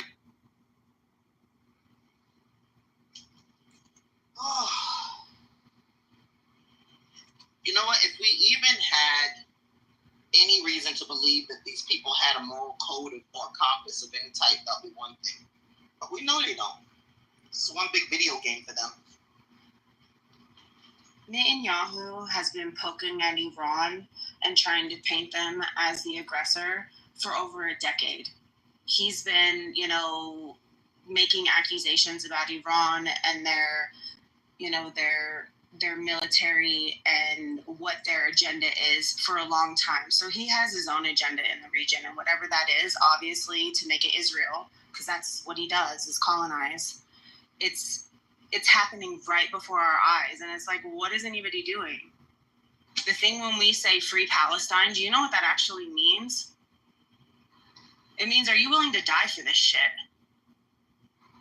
Like, literally. I'm considered a domestic terrorist by Trump's terms because I'm willing to say free Palestine in the face of whoever. It's crazy. It's freaking crazy. There's people imitating ICE, kidnapping women. Like, it's out of control. Senators in broad daylight. It's another one. Facts. Like, what is happening? And what, everybody's just compliant with it? Like, I don't understand. I really don't understand. Like, if you think of the 60s and 70s in the U.S. and how, I seen everybody out in the street. I'm trying not to get emotional. My friend was murdered this weekend. I don't care. I'll tell you guys, I live in Utah.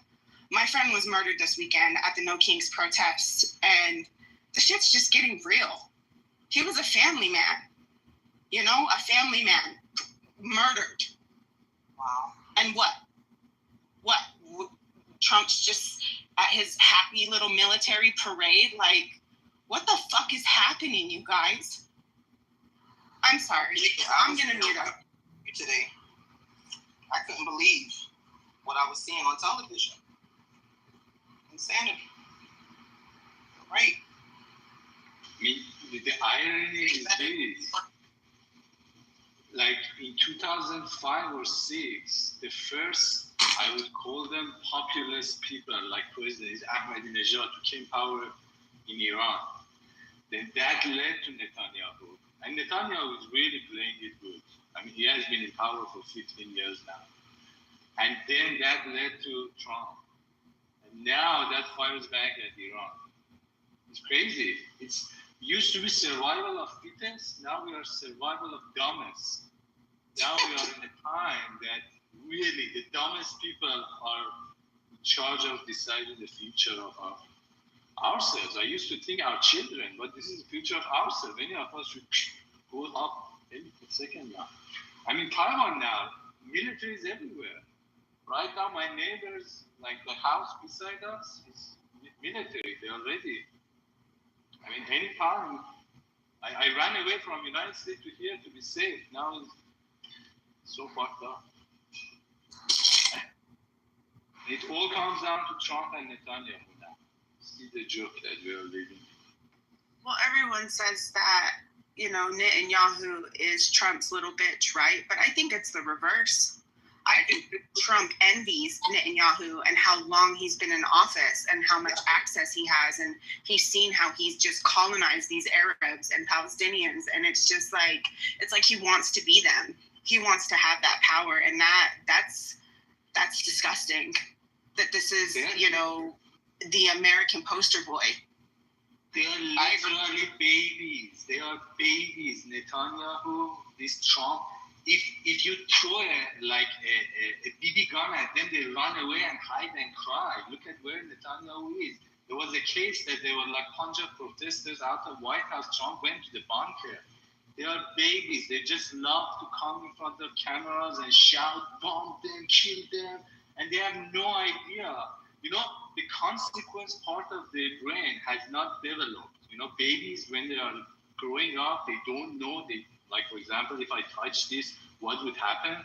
Because their brain doesn't have a consequence section. That part develops later in the age. Like, grown-ups don't do these kind of things. They have no idea what they are doing can cause. What kind of... It's just they cannot comprehend it. Just we have a baby in charge of our military. That's what it is.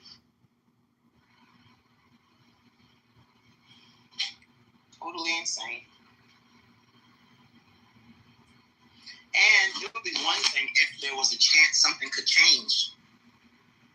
I feel like it can, though, I feel like it can, because when you have tens of thousands of people out protesting and you have people like us in this room standing up to Zionists for whatever it's worth on a social app, right? Like, I feel like change can happen, but it can't happen with people that talk the talk but don't walk the walk. You know what I mean? Like, lobbying, going up to your senators. I don't know of anybody in this room that lobbies as much as I do, but during COVID, our musicianship here in Utah, we had no funding. They were funding Netflix, Disney, Warner Brothers, but the people working here in the sound and music industry and film, we got zero. We had to lobby for our funding. They were giving our money away, Utah dollars, giving it away out of state to people for Netflix. And it's just crazy to me until you walk up to your congressman and say, hey, this is what I stand for. I'm a voter in your community. Or you email the shit out of them and you're blocked and you can't email them anymore. Like, that shit was funny to me for Palestine. Like, it just takes one person to start a riot, right? But it also takes one person to change. No, I get that. What I'm trying to say is that right now, the people who we expected to kind of stand up, meaning senators, congressmen, whoever else, they're on the take. And so part of this is literally going to be us figuring out who plays for what team. So in the state of Utah, which I'm sure all government websites are pretty much constructed the same, if you go to the federal website, it's changed a lot since Trump took office. But there is a place where you can go and you can investigate your city officials and your government officials. You can find out what their spouses, where the money, always follow the money. You guys, I don't know, a lot of you don't know me, some of you do, but I've always said in this room, follow the money and you will find the corruption. It's super easy. It's hard to navigate the website, so maybe get help. But on your government website, you can find out where their campaign dollars are going, where their private money is going. Now, obviously, some people have hidden bank accounts, obviously, so you might not find every penny, but any tax return that a senator, a governor, a mayor, a city elected official, anyone on the legislature, anyone involved in government, if they're registered in your government website, you can go and you can look at their history, at their financial history, and see, okay, well, they took money from Pfizer, or they took money from Moderna, or they funded this specific thing, or oh, look at that, they're actually funding Israel. It's super easy. I mean, if anybody wants help, I'm happy to help. Just shoot me a DM. I definitely would like to know. I mean, I'm back and forth, but send me a DM for your government, and I'll try to find the link on your website, and then all you have to do is type in their name. And it's complicated on the Utah side, so you have to have patience and be willing to go through it, because it's not just as easy as what did they file in 2018 taxes. It's not going to list it like that. They don't make it that simple for a reason, right? Because they don't want people to know what they're funding so that they can hide it.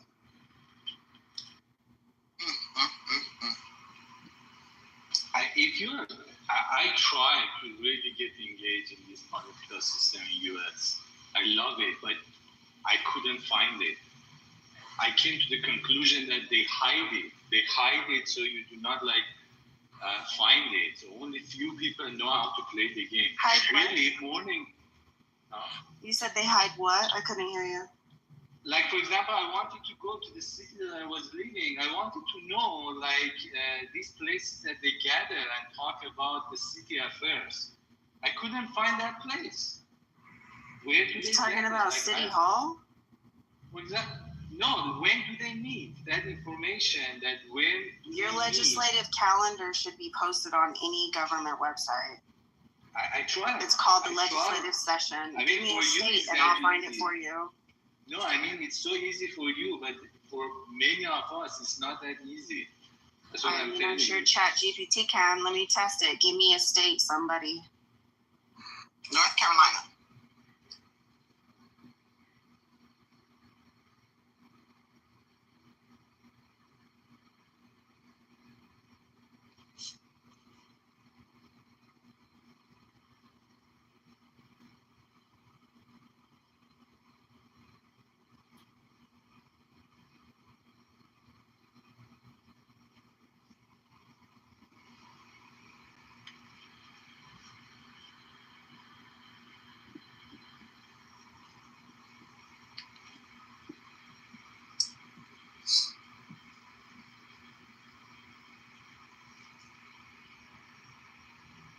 Listen, I don't really know if you guys believe in this shit or not, but I posted 2 links.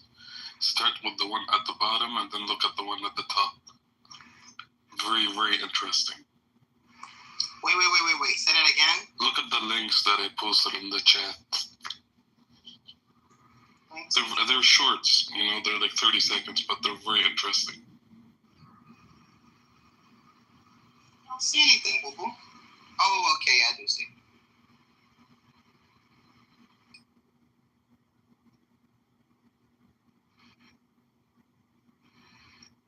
That creepy anonymous shit.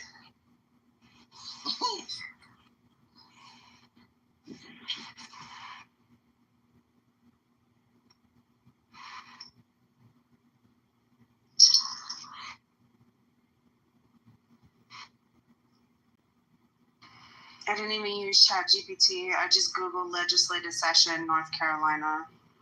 I mean, they're all pretty much standard. They're not going to waiver. They might waiver by a couple weeks based on state holidays. Mm-hmm. And when school's out, that sort of thing. But it's pretty standard. And the best thing is you can go right up to your Capitol. I mean, if your Capitol is public access, I assume it is. It's, unless something's happened and they're on lockdown. But you can walk in and you can walk through, and each legislative room has a bulletin board on the outside, and it has the legislative calendar for what they're voting on, when they're voting, who's voting. It's like a docket, and it's public information. It's not but nobody ever takes the time to look. No, who has time when you're distracted with Instagram and Clubhouse? Right, yeah, you're right. I'm freaking right. Bullshit. All right, dog. Give me a second. I'm looking at these shorts. Wait, who put these in the bag? Chucky or somebody else? Hey, morning. Can you check Corning, New York, like City Hall schedule? Can you find it?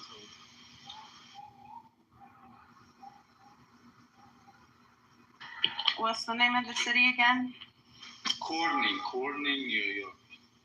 My sound's being weird. Yeah, let me see.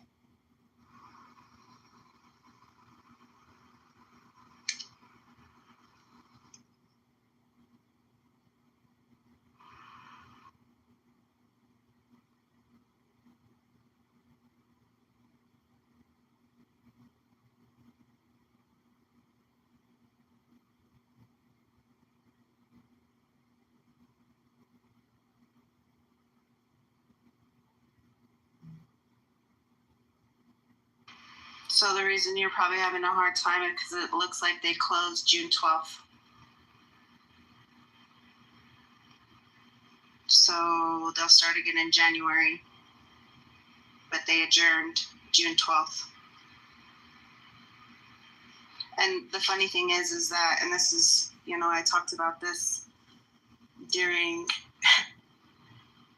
the U.S. president-elect, is that people only vote every 4 years, but that's the fool's way to be involved, because there's things happening on a state level and federal, because we have Congress members within our state legislature, right, that represent our state on a federal level. So it's important to get involved quarterly so that you know what's happening, who's running, what they're voting for, what bills they're passing. That's why when everyone was up in arms that California passed slave labor, it's like, wait, you guys, this was passed on a state level before it ever went to a federal election. So pay attention. Always pay attention.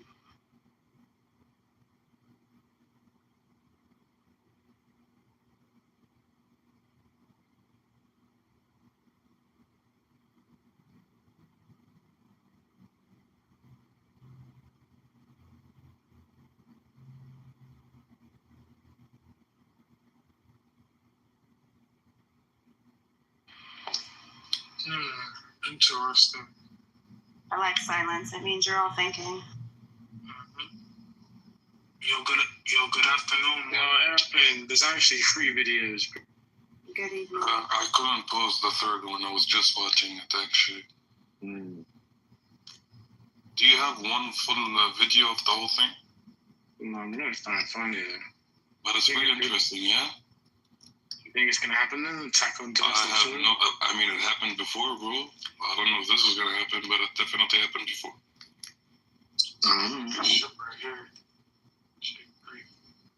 And he has a timer. It says 17 days.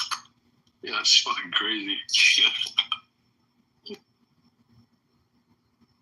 I'm going to download those videos because I'm just going to skip out and get to them. So Airplane. What's up, buddy?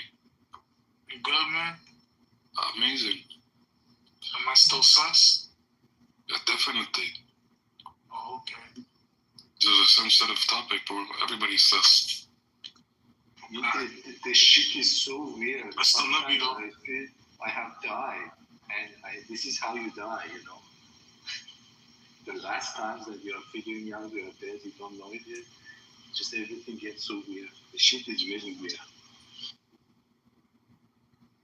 You alright, Weaver? I mean, everything. Totally off topic. So does anybody think that there is a conspiracy to take down Black billionaires? Did you guys see the situation with Tyler Perry today? You actually have I think it's a sham. Like, seriously?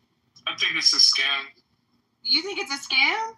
I think so. Listen, to be very honest, I think there are people in Hollywood, a lot of them are Zios, who know how to come for you.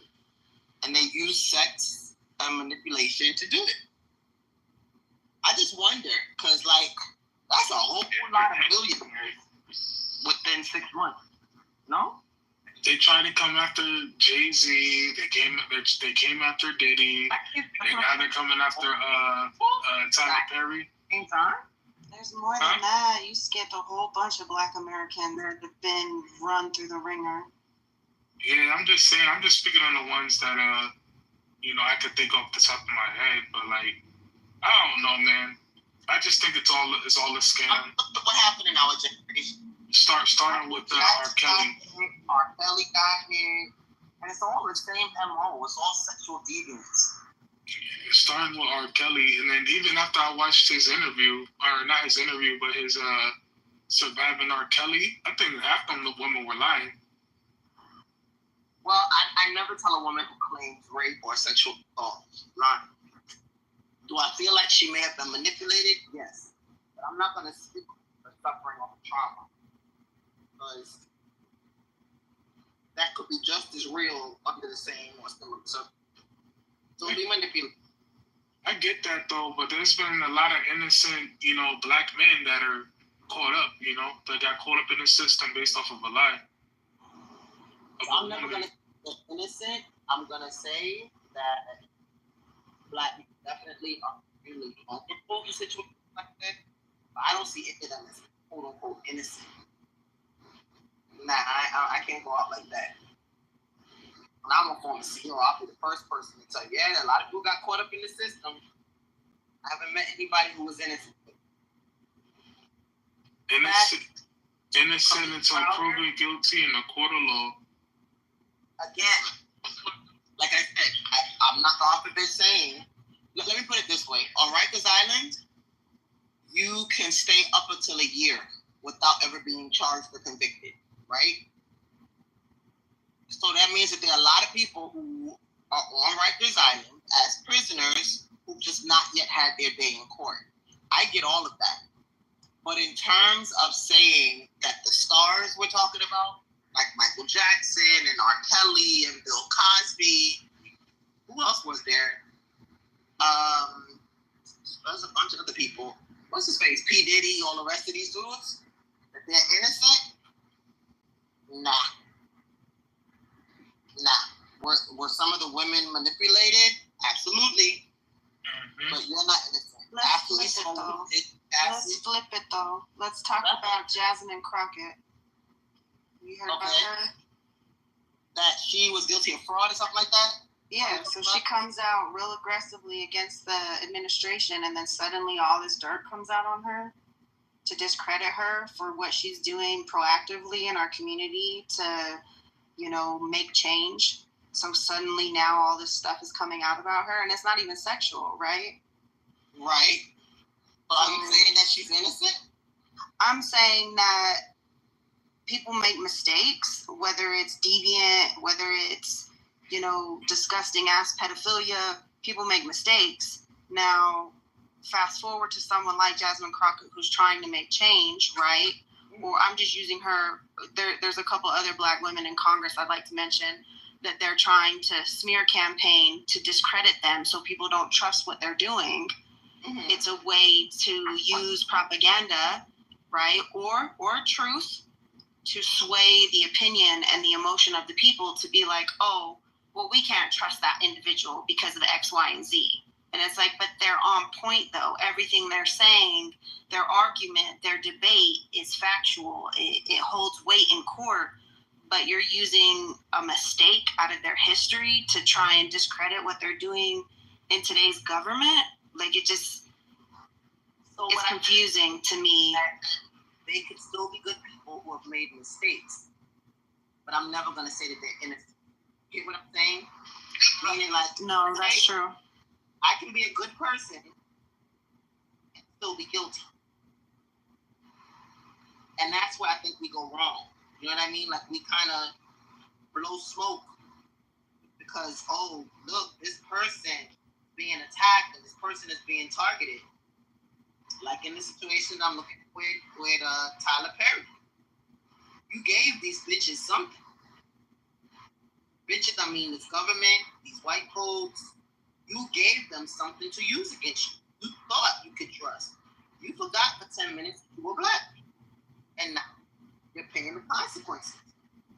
In person, Black Lives Matter knows at these days and time, they got to be extra careful because people are gunning for them. And if Palestinians have, a gay relation or whatever else they're accusing, these people are of, you're Muslim and you have supposed to be holy roller Christian, and you're engaged in sexual deviancy. That does not discount all the good you've done, but they still gonna come for you, and they're gonna dare us to say that you're not culpable on some level. Michael Jackson gave away billions of dollars to charity. He was still weird. You don't need to have boys and babies in your bed. What the fuck? That shit is weird. And you're still a good person, but weird. Did weird shit. Yeah, I don't know, man. I think this is a conspiracy, man. Like Ice Cube said, man, sometimes our skin is our sin. But two things can be valid at the same time. They have been gunning for you since your birth. As a Latino man, they've been gunning for you since your birth. Does that give you license to act like they haven't or that they aren't in a moment and do some dumb shit, giving them a reason to come for you? I don't know. No, ma'am. That's my gotta be extra careful. So how do you think we should move, so that way we can stay out there? Honestly, I don't want to engage certain folks. Like, the moment spiritually I sense, if they on some shit, I exit. I mean, like I said, I walk around with the understanding that they're going to come for me. They don't like my politics, blah, blah, blah. But what I also do is make sure that I don't need for anything and I don't want for anything and that I don't have to come to these folks for one damn thing. Never be beholden to these folks. Never. Because they will come to collect. Yes, man, because I wear this uniform, so I like to think I'm hiding in plain sight. Not why you on Clubhouse talking about it. That's a fact. I mean, these people don't know who I am on Clubhouse. Yeah, okay. Listen, They can try. the way that IP addresses work and voice analysis. They can try. VPN. You're right. But your device itself, They I found don't me. know. You know what's funny? If you read the user agreement, when you sign up for these apps and what you give them access to, your camera, your voice, your everything. So unless you have tape over your camera at all times, and unless you only use this phone for Clubhouse. So I'm gonna keep it a buck with you. Anytime I have to make a phone call or anytime I exit this app. Because if it has access to my phone, my microphone, and I've read the user agreement, it is very interesting what we give them access to. Any app. I read it too, sister. Morning. I don't make no phone calls on this app. I literally use this for Clubhouse. I'm actually getting ready to get rid of it soon. Once I get rid of this. Whatever they're telling you they're doing 150% more. Just know it. Yes, ma'am. They fired me from my job. So be very careful what you say. They fired me from my job because of what I said on this app. So they can find you and they can hurt you. Yeah. They can. So what do you think? When they find me, they gonna give me a hug? Now you're trolling, bro. That's not even funny. Nah, I'm just saying. I ain't saying that they're wrong. I'm just. I didn't say you did. I said you're trolling. I think, and here's another thing. You could be completely good. You could be completely in the right. But just like AI can take your face and your voice and make you say something that you haven't said, them folks can too. No. If you say something which is not in line with what That's they right. want to hear. That's exactly it. As long as you say something, like for example, right now, what we are saying is not in line with what they want to hear. So if you say something which they take you serious, they will come and fight. You will lose your job. Yeah. I've surrendered They don't have to the tell you fact. to come in for the reason that they're actually coming. They can make something up. There is nothing right or wrong. It's just that you cannot say something and they make it up like, oh, you're anti-Semitic. What? I love Jews. I always protect Jews. I'm just saying, don't attack Iran. No, you're anti-Semitic. You never know who's who and what. It's a fact, you know? You never know who's who and what's what. I like that. What I do know is that God is the greatest. Allah Akbar. And his plan is the most high. Regardless of what anyone believes, your God is your God. I'm not infringing on that. I'm just saying, whatever you believe in, stick to that. Because at the end of the day, whatever happens is going to happen. And there's nothing I can do to control it. All I can control is where my solidarity sits and where my conscience sits when I go to the grave. And how many, people I impacted, good or bad. And hopefully, it's God have mercy. God show grace is all I can ask and beg for. Because at this point, America is wild. The UK is wild. Our allyship on a grander global scale, what's happening, I think that this has been something in the works for hundreds of years. And it's just to a boiling point where I'll refer to the game Risk. I've done this in this room before. In the game of Risks, the point is to conquer the world. And if that's what my country is trying to do, unfortunately, I don't align with that. And if that means that I have to pay the piper or face the music, whatever you want to say, then so be it. Like I said, when you say free Palestine, you better mean it, because you could die for this shit. That's true. I'm totally with you. I think we, as a human, there is no human. We are all animals. The only thing which makes us human is our values. And I want to be a human. I don't want to be in a petting zoo. I'm totally with you. Fuck it. I lost my job. I lost my art, but I still have my value. I think that really is what we need to live for. Otherwise, we're just in a petting zoo. They just throw money at you and they look at you and they just, you have such a fancy car.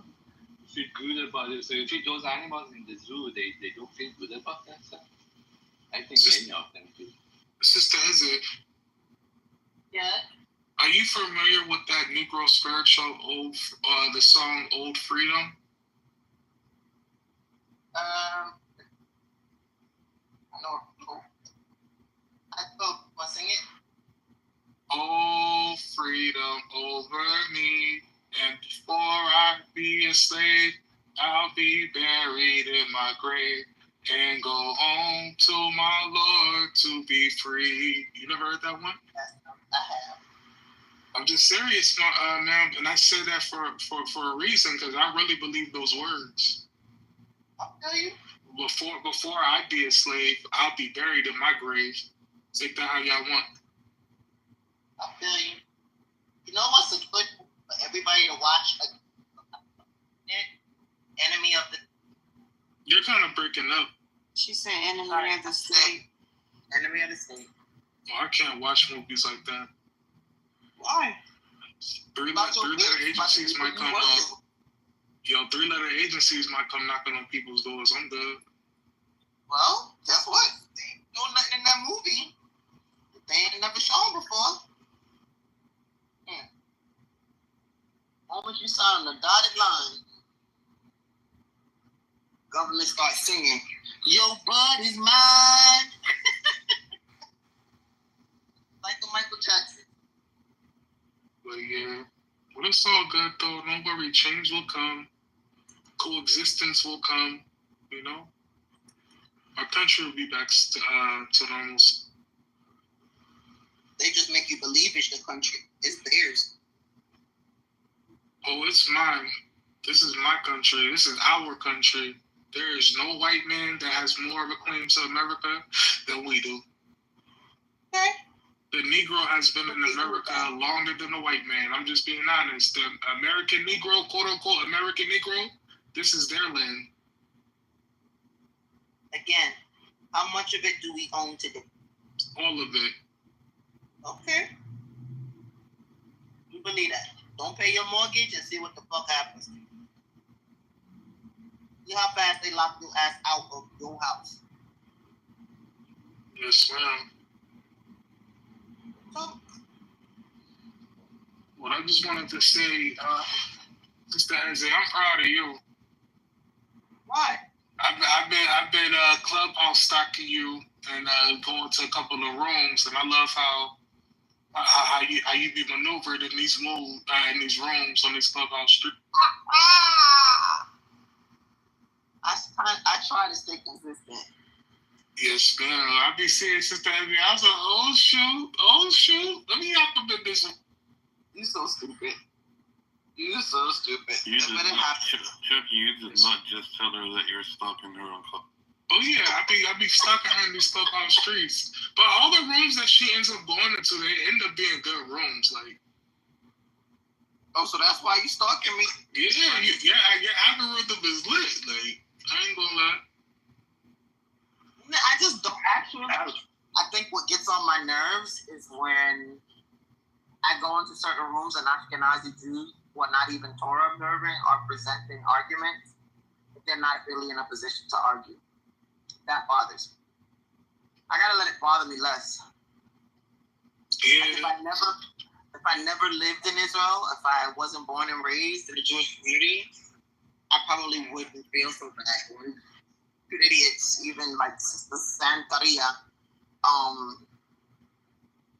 says stuff like, oh, there's no such thing as racism, there's no such thing as white supremacy in white Jewish spaces. I'm like, my lived experience says something different. And until you become Black and Jewish, you don't get to speak for me or mine. But it's real. And that's the same thing. They don't experience, they haven't walked through modeling issues, so that's why it's so easy for them to disclaim everything that you say. Always some old, fat, nasty, cancer-ridden, hairy asshole who's got something to say. I don't even know these people, man. Don't want to. Like, you're just a ball of pus. Just like I was in a room, and it was some Jews in there. We were having a discussion. I came in there to talk about the Torah Parsha for this week, right? Mm-hmm. They were talking about the Holocaust and slavery, and how is it fair that, African Americans, they get a whole month, while the Holocaust was 1,000 times, worse than slavery. Like, that shit's crazy. That's people's mindset. Some of these people's mindset. Yep. Anything going on? What in the hell? Why is it? Oh, can somebody please get El Normo his pills? Yeah, man. I just asked if there's anything going on. I was asking for you earlier. Like, yo, where's Edward? Usually, like, he's laughing at the corny jokes right along with me. I felt lonely, Edward. Yeah, that means a lot to me, because I think there's a little troll in you too. Absolutely. Absolutely. But it's I not couldn't fun to do it by yourself. Fayez was running the room, so I couldn't jump off the mic and because I didn't want to disrespect him, so I had to behave. I got you. You know how it is. What you been up to?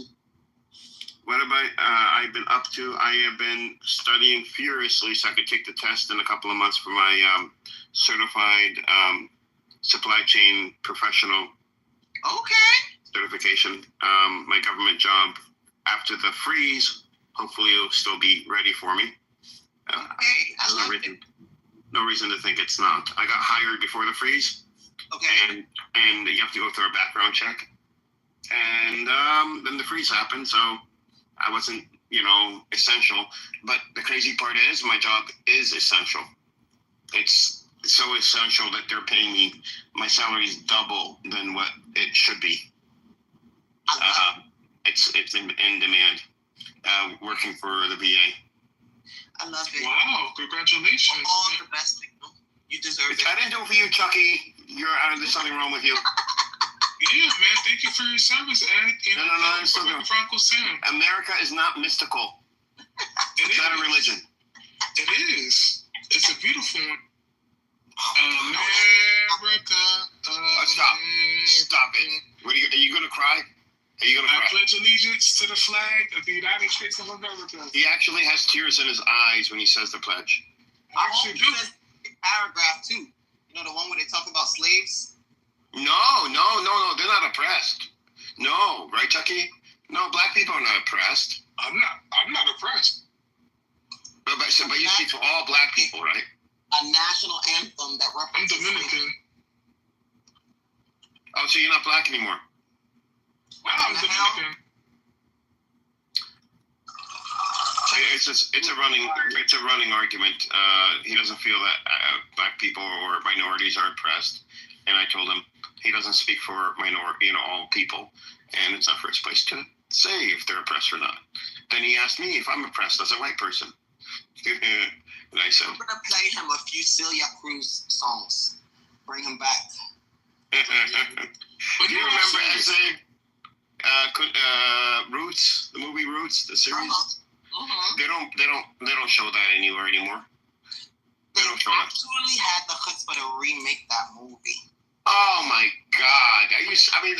That movie was so authentic, so raw. And they gotta be able to whitewash it. No pun intended, to make it more palatable. Disgusting. And look, but Sister Heze. Yes. My name is not Toby. My name is Amos Shabazz. You know, Chucky, you need to watch Roots. No, this anybody under 35 now doesn't even know what Roots is. I watched the whole series, man. You watched it? Alex Haley or whatever his name was. He is an amazing actor. He was Geordi on Star Trek too. Yeah, that's why I said my name isn't Toby. My name is Amos Shabazz. She is such an amazing actor.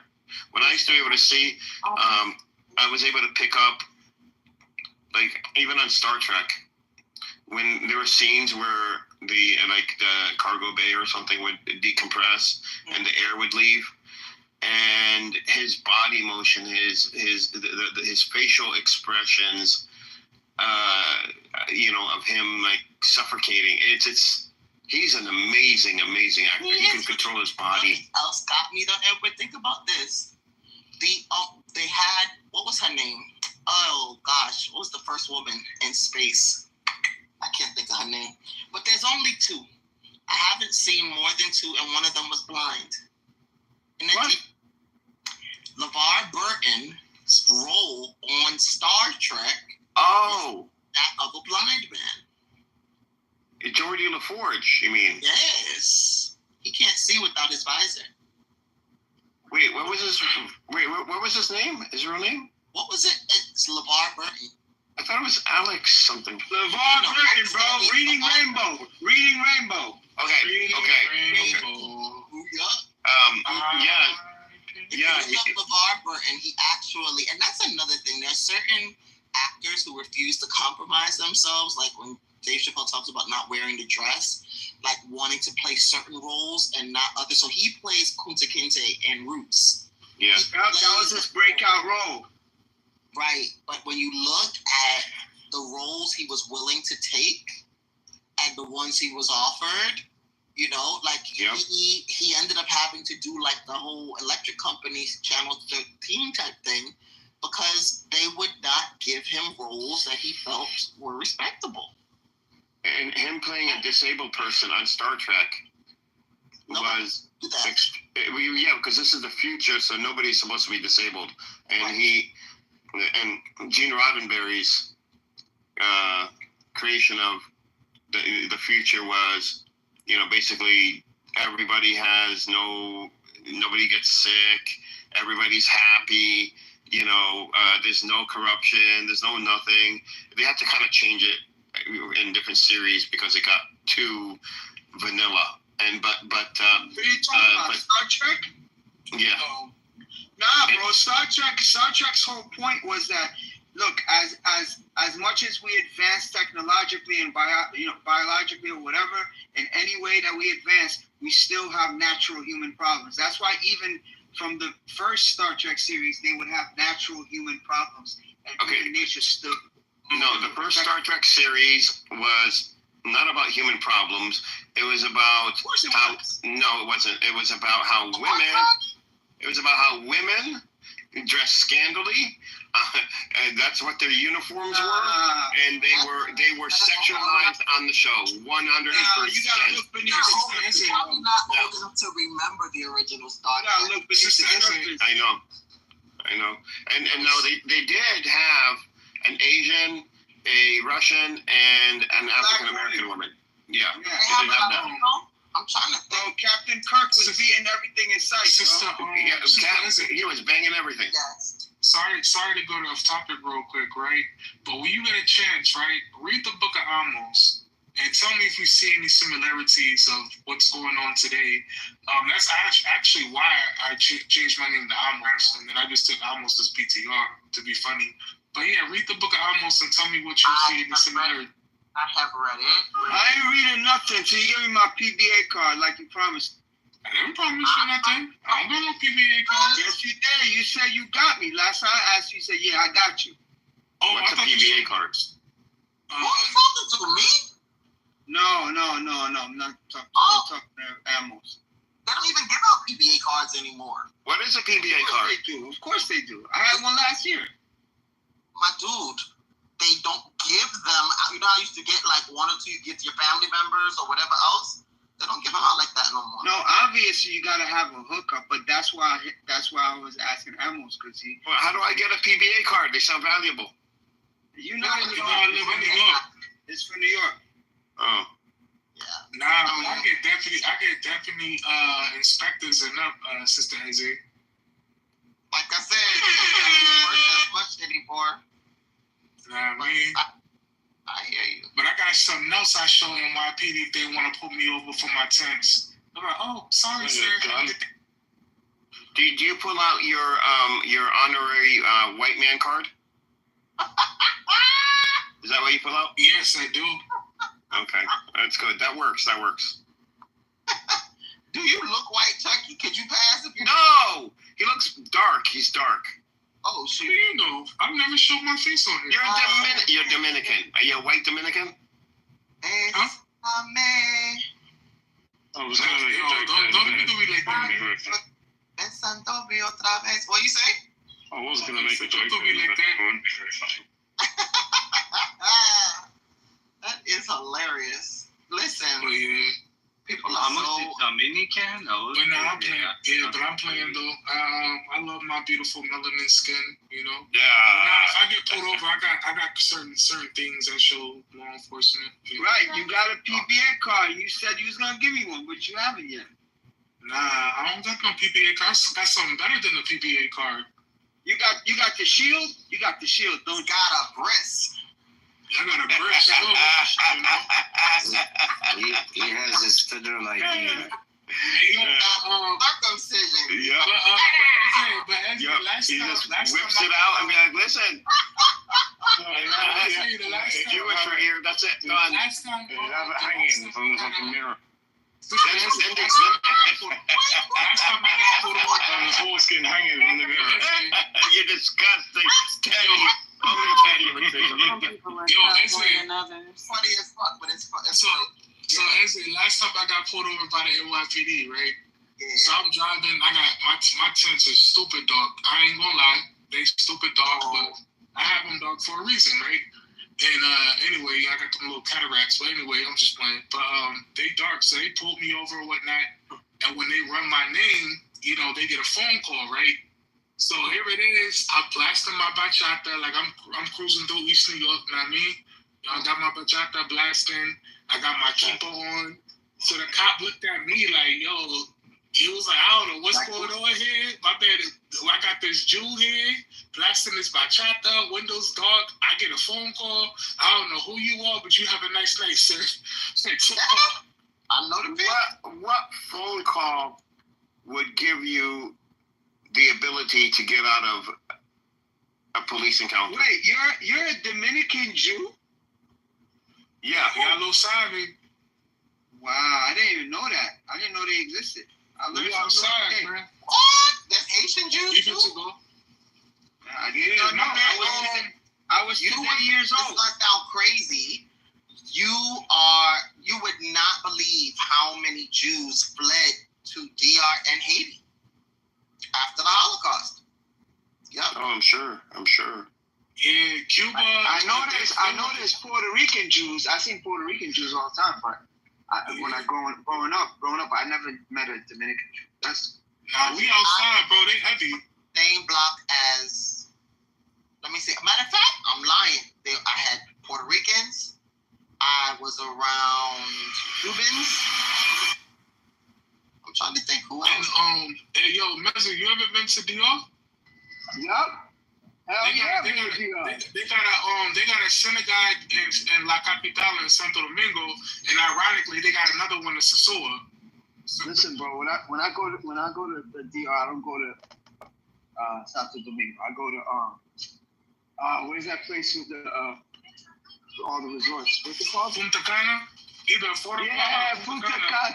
Yeah. So if you drive I think it's like an hour from there, you good. Yeah, if you drive like an hour from there, you got a town called Sosua. Everybody knows what Sosua is. Huh? They have pretty large communities. You too. But yeah, but now, if you drive to Sosua, everybody know what go down in Sosua. If you walk around the corner towards the beach, there's a nice little beautiful synagogue over there. Kind of fun. Wait, Fatima, what kind of crazy ass PTR you got? That's my fun. Did I hear my name? Huh? Did I hear my name? Yeah, I said, what kind of crazy PTR do you have? I saw got a bunch of black people on your PTRs. What do you mean?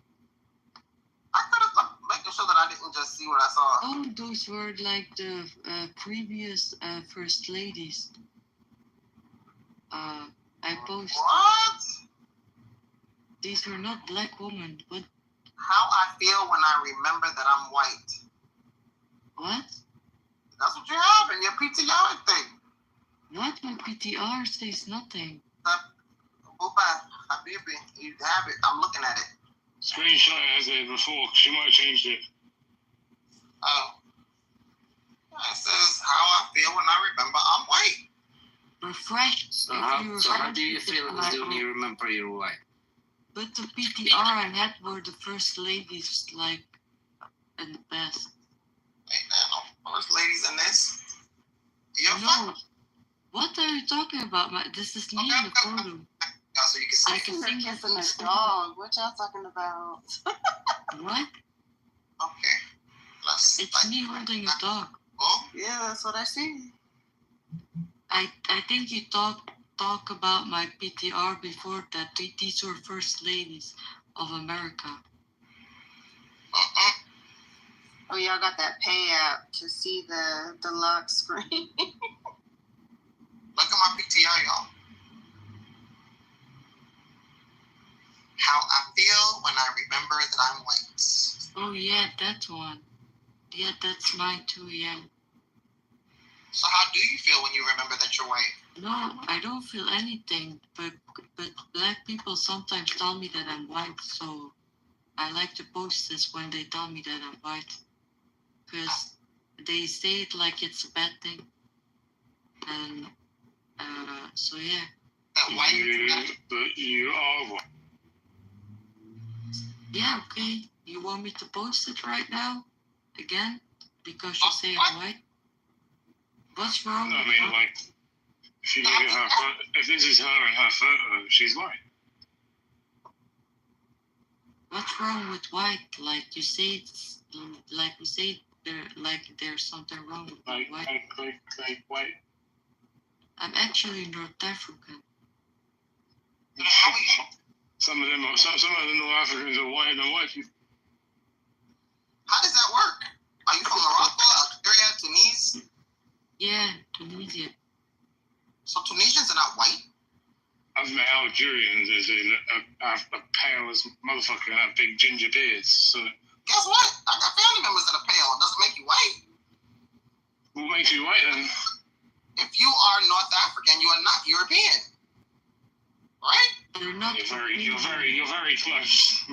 What? Europeans are the only white? What What does about it America? matter? What about America? Yeah, There's no such thing as I'm white in talking about America. North African saying that she's white.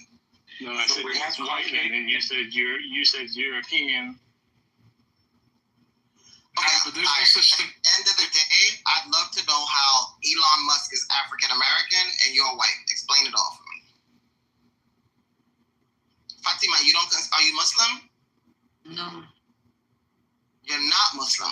With a name like Fatima? Yeah, but That's a symbol. you know, Tunisia He's a is. troll. Bro, I'm not a troll. Shut the fuck up and let me talk, like bitch. Wow. Yeah. Let me talk to you, Yeah. man. So let me. It's more like a bark with a basis Shut up. the fuck up, you dumbass. Let me learn you something. Wow. You know that North Africans are actually Amazighs. They are not Arabs. They're just like Arabianized. But like ethnically they're Amazigh, not Arabs. Okay, that's all. Some, because Moroccans would not say that. No, Tunisia has more like pure Amazighs than Morocco. The whole of North Africa is fucking melting pot. Well, but shut the fuck up, bitch. Can you wait to talk? Oh shit! Like Morocco. This literally sounds like a dude. Sort of. Yeah, I know I sound like a dude. I've heard that before, but it's okay. I don't care. So anyway, what I was gonna say, so Morocco does acknowledge the Amazigh culture,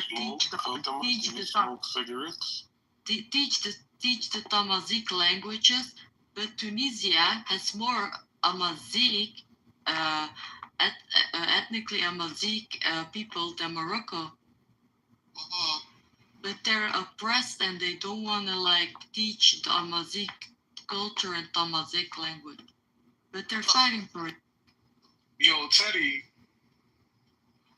What are you gonna say? I'm sorry. Chucky. Oh, my bad, brother Teddy. I don't know, all of the friends in Morocco, I grew up around a lot of North Africans, and most of them don't identify as white at all. So it was weird for me to say that you're white. Mm-hmm. They would laugh. They'd be like, "We're more African American than you." No, but they say I'm white. That's what I'm saying. That's why that's the joke. They call me white. So that's why I use this photo. When black people call me white, I use this photo. Like, there's nothing wrong with it. You know what I mean?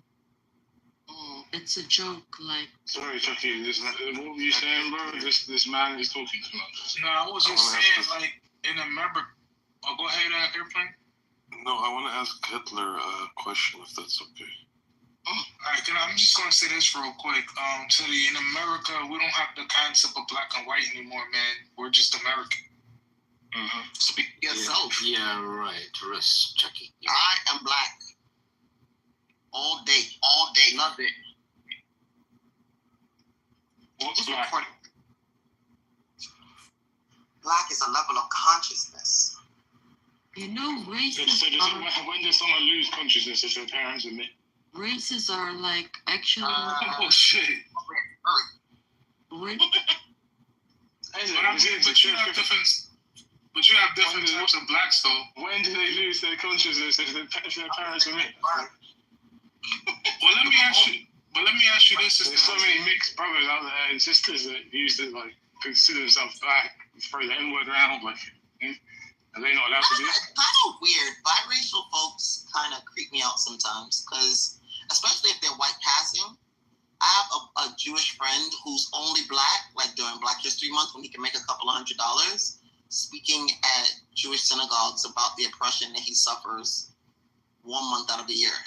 And then he goes back to being white. Yeah, that's a money-making month. But that's all black Jewish people that know that are biracial. Go ahead. So let me ask you this question, right? So since you said that, there's multiple classifications of black, what type of black are you? Are you Black American or are you Black Hispanic?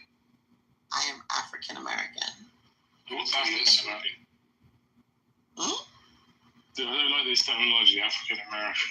Most Black Americans know nothing about their African lineage or tribe. Nothing. Right, but my last name is Eze, which is a Nigerian last name. So that's why I said, what's African about you? That's what I said. Everything. I have African citizenship. Because, if we in the car together, Sister Eze, NYPD performs a car stop, they're going to say we Hispanic Black. You know that, right? Yeah, but that's all good.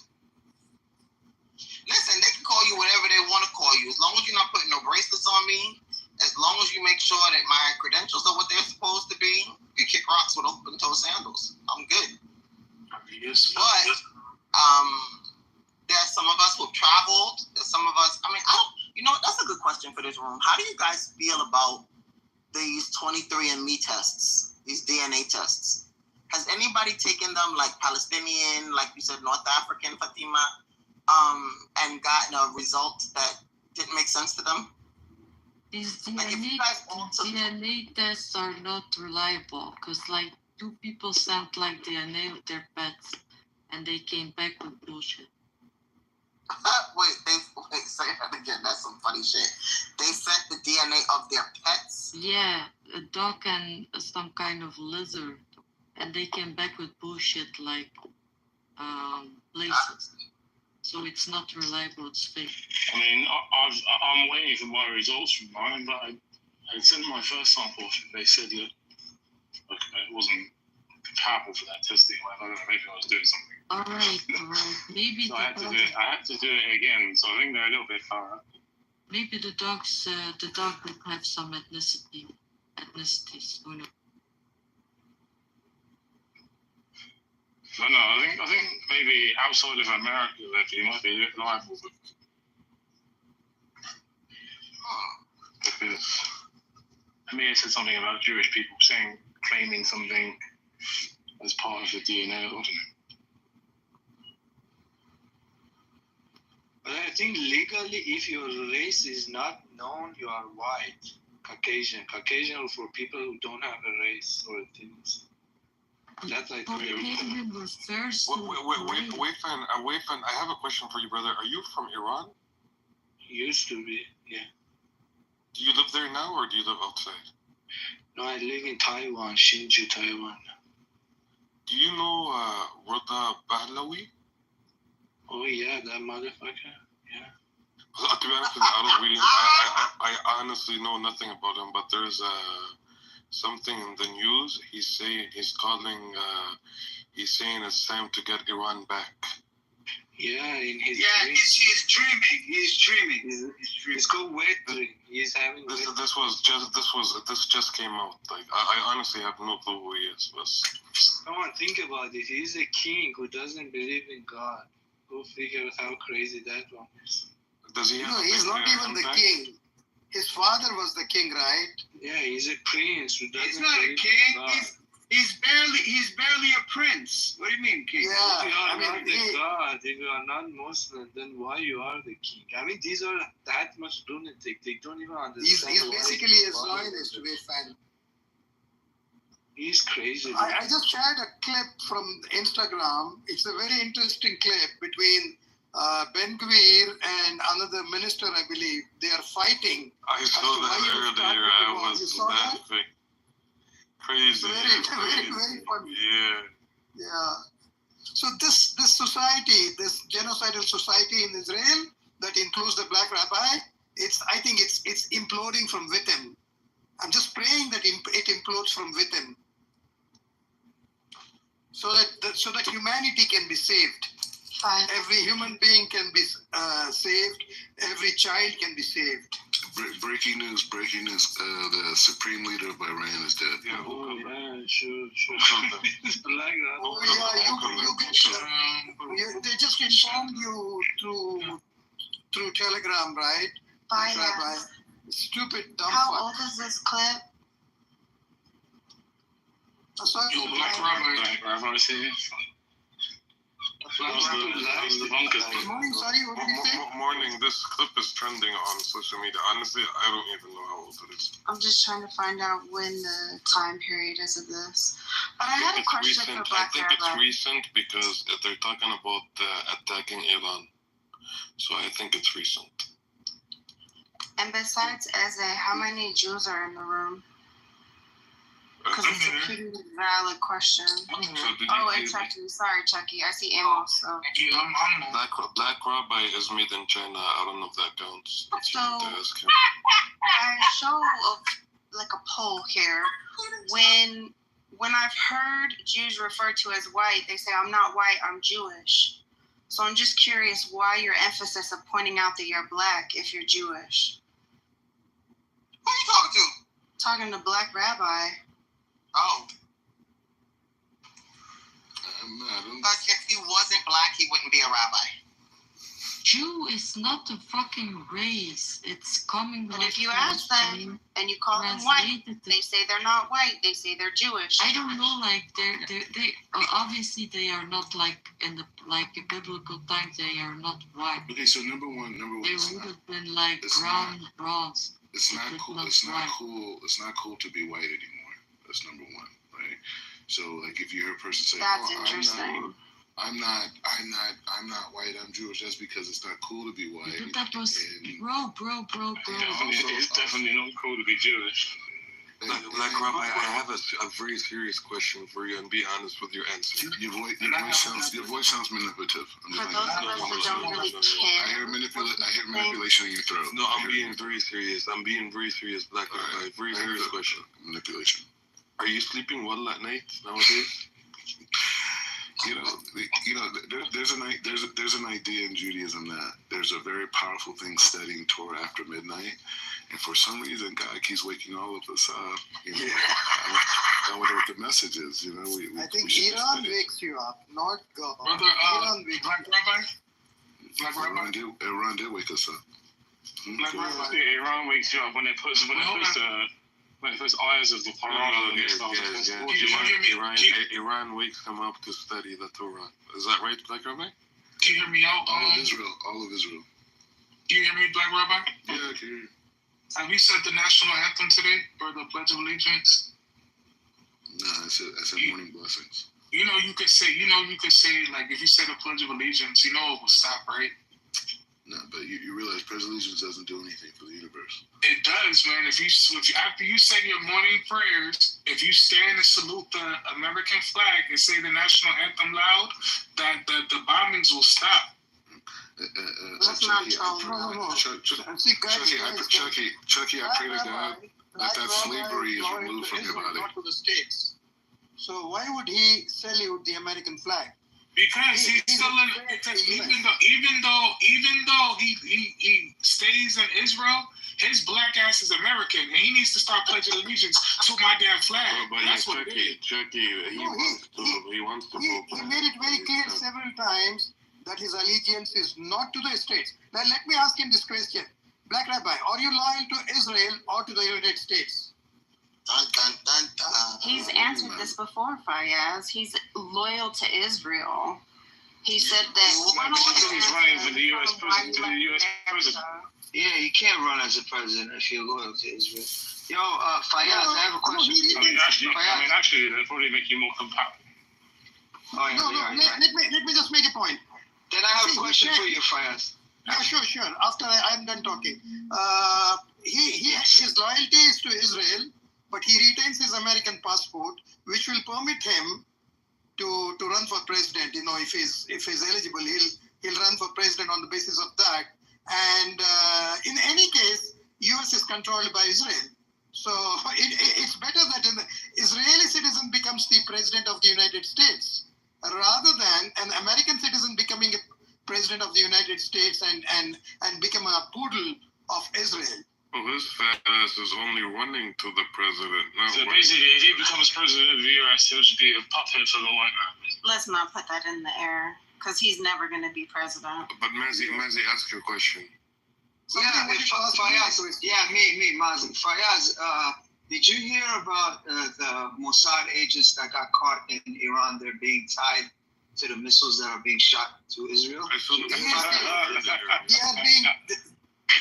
Yeah, I read that, and they are being caught everywhere, and I think they are being imprisoned or killed or whatever it is, but they are being searched and caught. Yes. No, but have you heard that they've been tied? They've been tied to the missiles that they're shooting off to Israel. Have you heard about that? The one that you're referring to, they caught one Mossad agent, and they tied him on a missile, and they sent that missile to the building organization, whatever department that he was working in. Is that true? I didn't know that. Okay. Did they actually do that? To be honest with you, I don't really know if they did that. Even if it's not true, it's still hilarious. It is, yeah. I mean, I believe it to be true, to be honest. Pretty brutal. No, I think they should do it. You know, if you remember, all these American senators would go to Israel and write their names and kill them. Things like kill them in the missiles. They will write kill them, get them, and come back. So I think it's a better idea to tie the Mossad agents to the missiles and send them to Iran. To Israel. I feel like you need. I feel like you would need to put multiple around one missile, otherwise, it won't be so aerodynamic. It might miss its target. Wait, can I ask you guys a question? And this is like a real question. Like sometimes I'm like joking around, but this is like a serious question. No, we don't take you seriously at all. Nothing you say. No, this is serious. This is serious. You think you joke around with Just because you say it's serious, it doesn't mean we're gonna take you seriously. We mock you. We don't joke with you. We mock you. Okay, fine. So the point. Psychiatric hospital. The point is like this. When you look at Israel and how they dealt with Hezbollah, right? Their method, right? They went in, they targeted leadership. Once they targeted leadership, then they went after aerial defense, and then once Hezbollah is not 80 million. You fucking listen. I'm just asking a question. So when I look at how Israel engaged in Iran, it's the same method, right? Hezbollah is still there. You fucking idiot. People are taking your military out of Gaza and sending them to the border of Lebanon. Because you know that something could happen. Houthi said if anything is to happen to Iran, they will start fucking attacking. It's already happened. And also, the Iranians are attacking the Jordan. Doesn't that tell you something? That maybe something is happening on the Syrian side? Oh, the southern part of Syria is a little bit. It's hairy. It's hairy. But anyways, the point is. How close have the bombs got to you? Yeah, how close have they got to you? Suicide drones right in front of my house. Yeah, you know why? Because they don't fucking allow you in bunkers. You have to watch them from your house, your apartment. Have you now permanently got your running shoes on? So the thing is like this. Keep like your head under the bed with I'm one of the few people that you ever meet said that they've stared in the face of a suicide drone. Not by choice, motherfucker. They don't let you in bunkers. Not by choice. They don't let you in the bunkers. That's not by choice. And watch God send an F-35 you fucking couldn't out of the sky. last night. You couldn't sleep last night. We want the smoke. We want it. You want the smoke? You're getting it. Yes. We are. You're right. Listen, Black Hitler. The smoke you're going to get, Black Rabbi, is you being set on fire by a fucking bomb. That's also not by choice. You don't have a choice for that one, you idiots. Hey, we're here for it to the end. We're here for it to the end too, yeah. Yeah, okay, so we're gonna see. You think they're Hezbollah, you think they're Hamas, I think they're cowards. I don't think they believe in their society. Well, you realize Israel attacked the hospital in Iraq, right? You know that. They also attacked the university today, last night, whatever it is for you guys. For me, it's in the morning. Anyway, Black Rabbi, you said you compared the Lebanon attack with Iran attack. So here's the point. First, you went after women and children in Gaza. You basically killed and continue to starve them. Okay, so that's your cowardice. The Israeli society is a society made up of cowards and inhuman animals. Okay, note it down. I don't know where you fit in. I'm not going to, label you because I don't know you well enough. So I don't know if you're an animal or a coward. He's a fucking pig, Fayaz. He's a pig. No, don't insult the pig. Please don't insult the pig. I may not touch a pig, but I'm an animal welfare guy, okay? I don't like pigs to be insulted by comparing them to Israelis. So please don't. So the second point is, when you went into Lebanon, you also got a bloodied nose, okay? Now, you thought what you did in Lebanon, you could also do it in Iran, but you are finding it in the hard way that you cannot play around with the Iranians. So most of your main buildings in Tel Aviv, Haifa, and other places have been hit by Iranian missiles. The Kiryat has been hit in Tel Aviv. The Kiryat power plant, man, their power plant, their main power plant in Tel Aviv got hit. Their main power plant in Tel Aviv and the oil refinery in Haifa, and also the Mossad, the 8200, what is that? Unit 8200, 8200, I think. Sorry. That building has been totally decimated, absolutely decimated. So you went after women and children first, then you went after Hezbollah, who are great fighters, but they did not have the equipment, the missiles that was needed to handle you. Then you thought you can also go into Iran and start killing them the way you killed Hezbollah and the women and children in Gaza, and you are finding it out the hard way that you are not the leaders of that area, so of the Middle East. So you're going to find out more and more, Black Rabbi. And the problem for you is this: you cannot even escape from Israel. If you want to try, I suggest you try. I believe close to 7,000 Israelis are attempting to leave by boat to Cyprus in order to run out of the country. So 7,000 is the number that I got on a particular news channel. But Fayyaz, brother, the problem with the boat, unless he's renting the boat himself, no Israeli Jewish person will take him on that boat, unfortunately. They don't even let them in bunkers, man. No, that's okay. They can steal it. They're great at stealing. So they'll just simply steal each other's boat, and whoever can, drive the boat, they'll take it along. That's why fires needs to be stopped, man. Listen, bro, they're literally, the Iranians, they're literally using first generation missiles on your bum asses. Look what they're doing to your defense system. Do you see what's happening? What defense system is gone, bro? And listen, the reports that we have on what's happening in Israel is only for Tel Aviv and Haifa, because you guys have a publication ban, so we don't even know what's happening in other parts of Israel. They just use hypersonic missiles and nothing's happening. On their missiles. How the fuck would you know if something's happening if there's a publication ban? You fucking idiot. What are you talking about? Bro, you think like Israel's like some big place? Like people don't know? Like You get jailed for up to a year. Yes. I think we should report you for exposing information on Israel's affairs in the international community. You're right. Go ahead. Maybe we should do that. Maybe we should come off his out. Fuck up.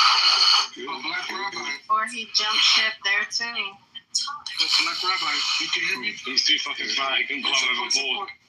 It's important that you hear me, man. Start saying the Pledge of Allegiance, so we'll stop, man. You're getting displaced. No, he needs to start learning the Iranian national anthem.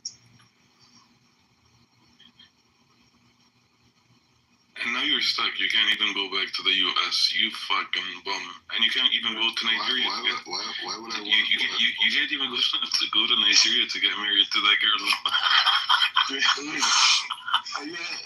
I'd be engaged. I'm engaged here in Israel. What do you engage to, like an animal or like an actual? Just because you got engaged over fucking Zoom in Israel when you were there in Israel, doesn't mean you're engaged. I'm engaged here. Leave Black Rabbi alone. He's delusional and he's happy.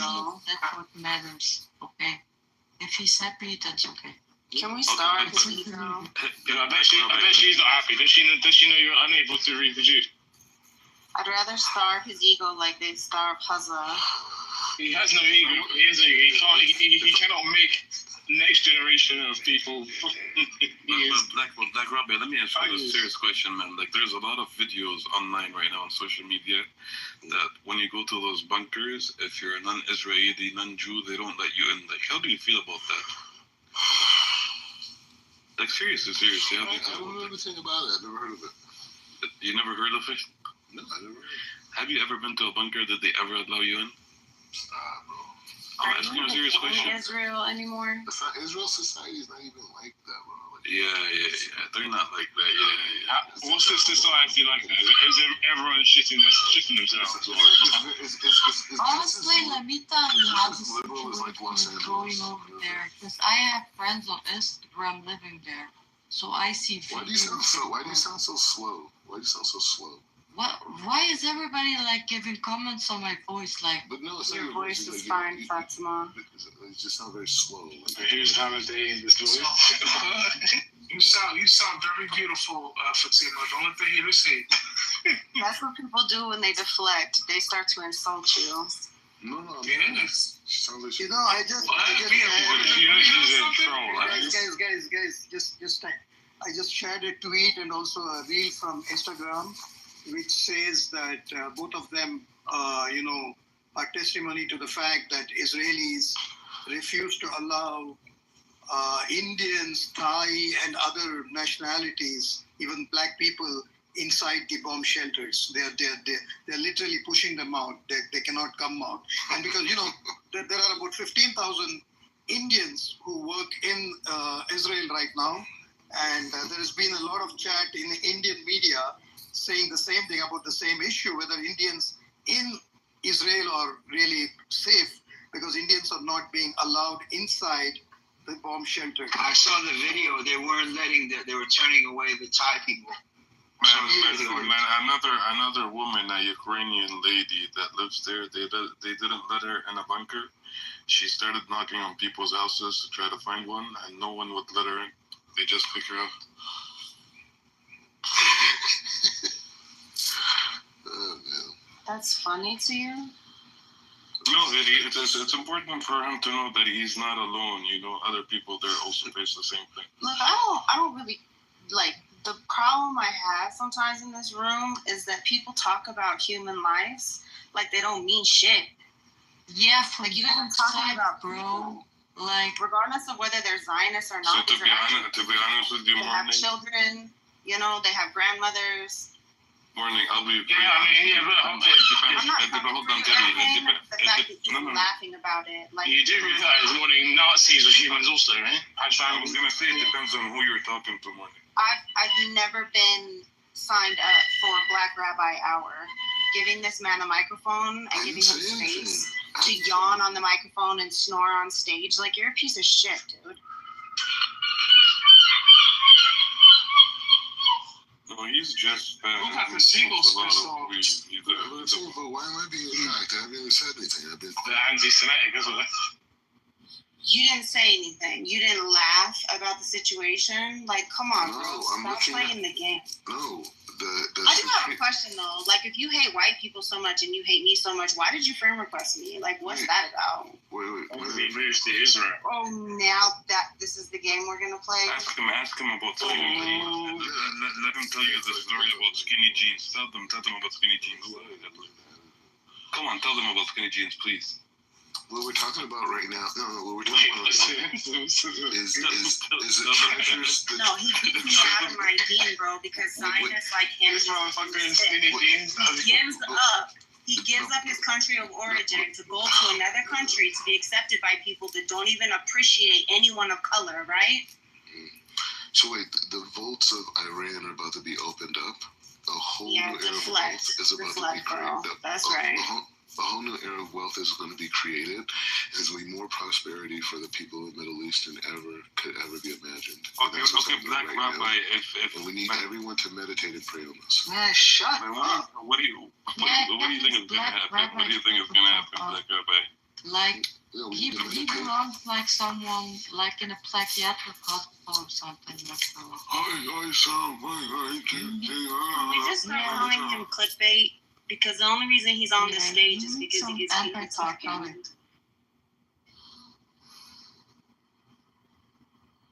be honest with you, I call him Black Hitler. You guys can call him the same. Oh my god. Wallah, I swear to God, that's what I call him. Yeah. Do you have Call him a and like cool him. mustache? Just call him. Rabbi? Call him. Do you have a little Call him mustache? Uncle Pump. Call him Uncle Pump. No, but why is he making fun of Fatima? Like, why is he doing that? He has a problem with women, just like the rest of the Zion. He really only does. can fight women and children. Hey, I love Palestinians. Everyone knows that. They don't You know, when's the last time you tried to feed one, or house one, or push sugar on one of their feet, or stand at a protest so that they could be fed, or open up the blockade? Stop trying to gaslight us, bro. Yeah. So the thing is, we want to create a peace between Iran and Israel.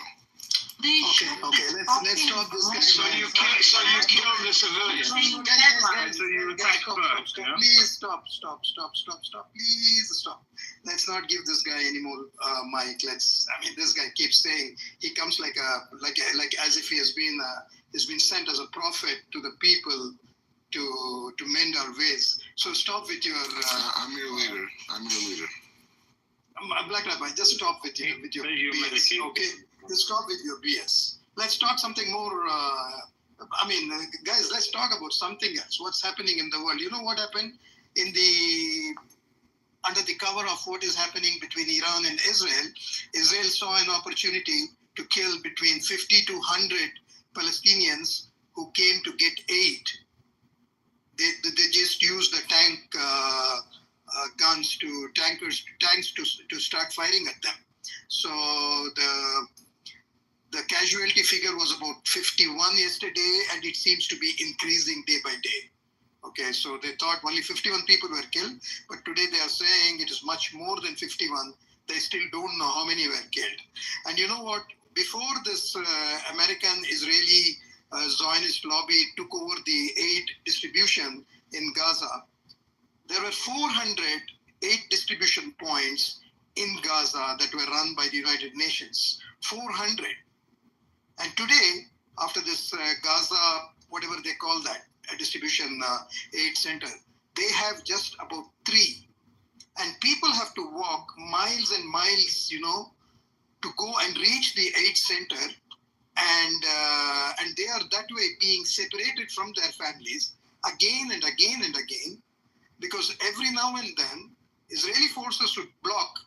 When the people are coming there, they would close down one particular entry. They will say that you cannot go back, and it's all you see how Gaza looks like. So people are unable to go back to the place where they came from.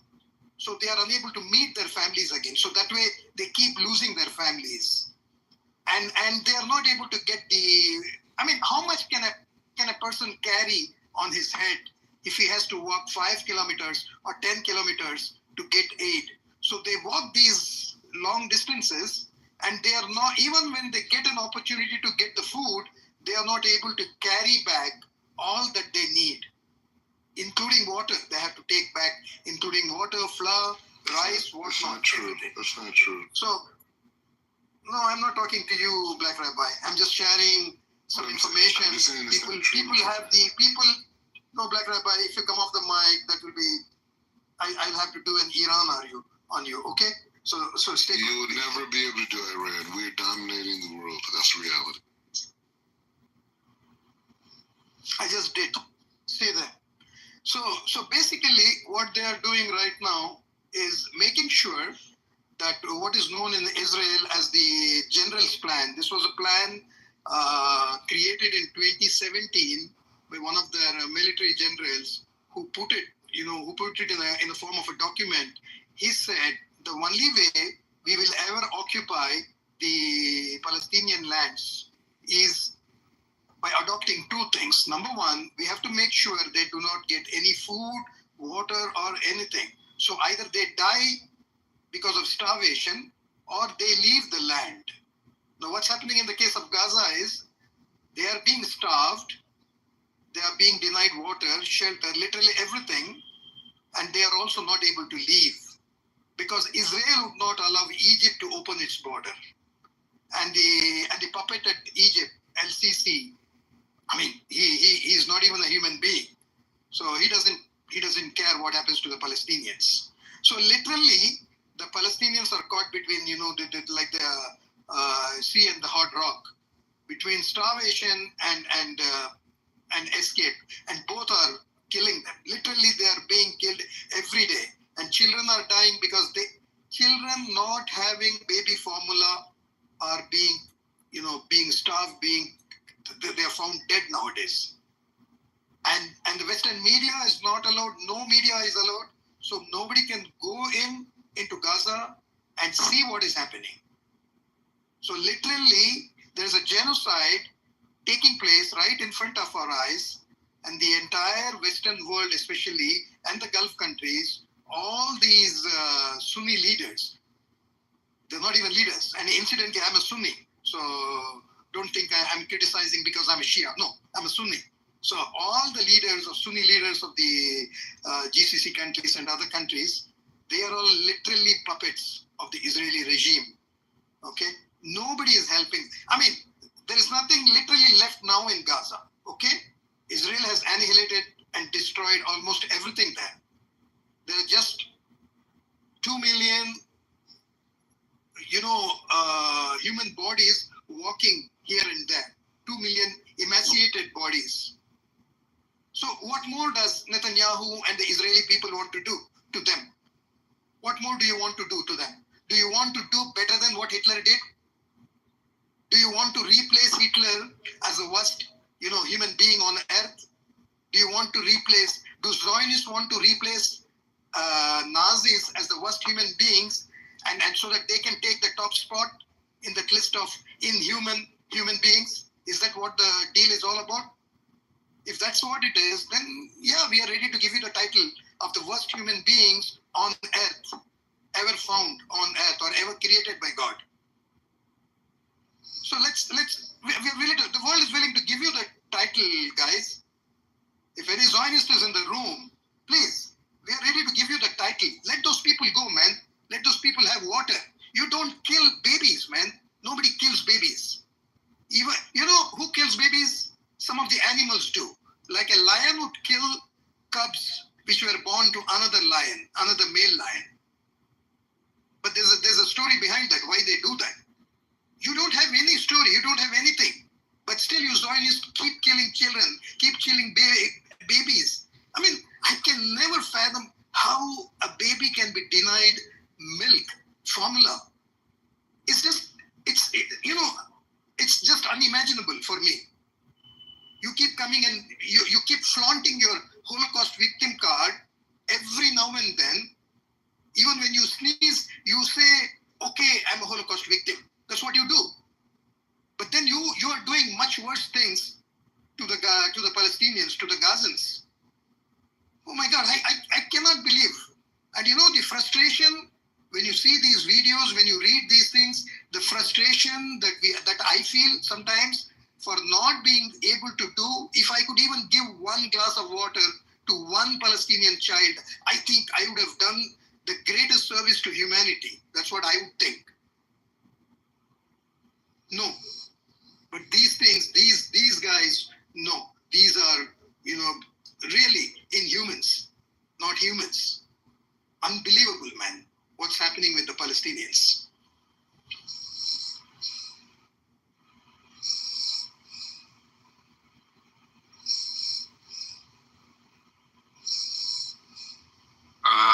Fayaz, mute Eze.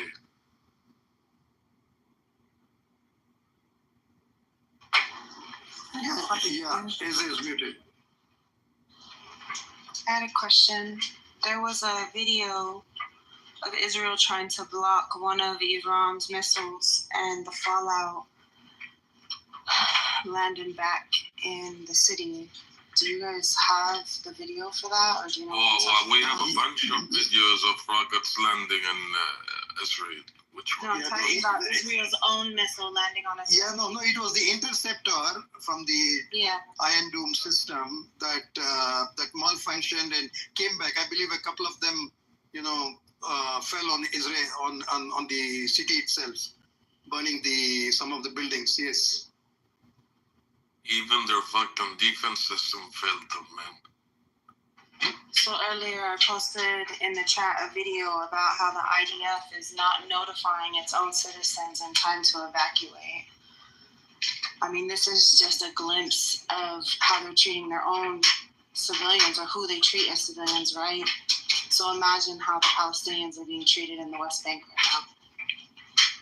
They're not even allowing them to leave. They don't want them to leave. They're like, nope, you're staying there. We're using you as human shields. You cannot leave.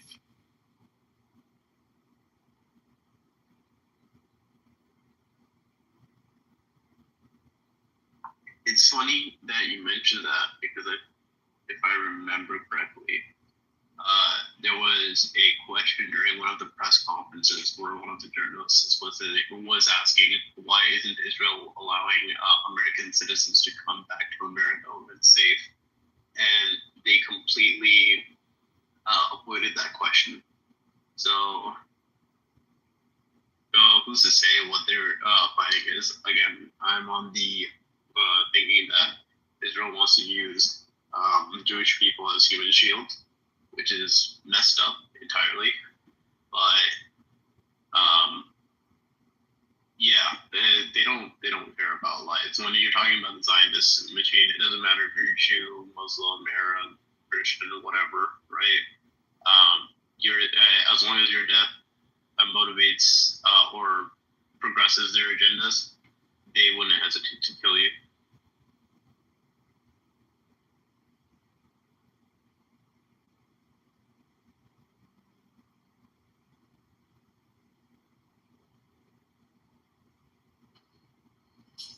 Yes, Sam, it is true. Israel uses Israelis also as human shields. Imagine there are 202 countries in the world. The only country that has the Hannibal Directive, where it sacrifices its own citizens, is Israel. Imagine no other country has something similar to the Hannibal Directive, because every country, they may have political differences with their own people, but they don't employ a policy where citizens can be indiscriminately killed by their own security forces. The only country that has it in the world is Israel. So that shows that Israel really doesn't care about its own people. And if you look at history, even during the Holocaust, you know, in those 7 to 8 years of Holocaust, Zionist Jews made nearly 51 deals, 51 deals with Hitler and his people. One of the biggest deal was the Havara Agreement. Havara Agreement, one of the aspects of the Havara Agreement is this, that at that point in time, the German goods were being boycotted by the whole world, especially in the European countries, because Germany was carrying out a genocide and people thought they should not buy German products. So they started a movement, and the movement, caught fire and it was doing very well. Then appear Abraham Stein and Menachem Begin and one more guy. These guys were the ones who were, running the different organizations. They approach Hitler's men and they say that, look, we are not interested in what you are doing. If you want to kill Jews, go ahead and do it. We don't care. But here's the deal. Help us in our endeavor to capture Palestine and make it into our own land. Help us in that endeavor. Send some of the Jews that you are going to kill to Palestine. Let them go. In return, we will make sure that the anti-German product, the boycott movement against the German products is diluted. And they did that. They made this deal, and they allowed the German products. They cancelled out the boycott movement.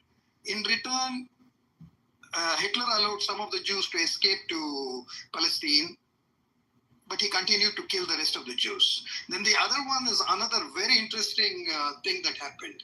There was an Hungarian Jew called Rudolf Katz. Rudolf Katz made a deal with he found out, because he was an aristocratic Jew. He had connections with the Nazis.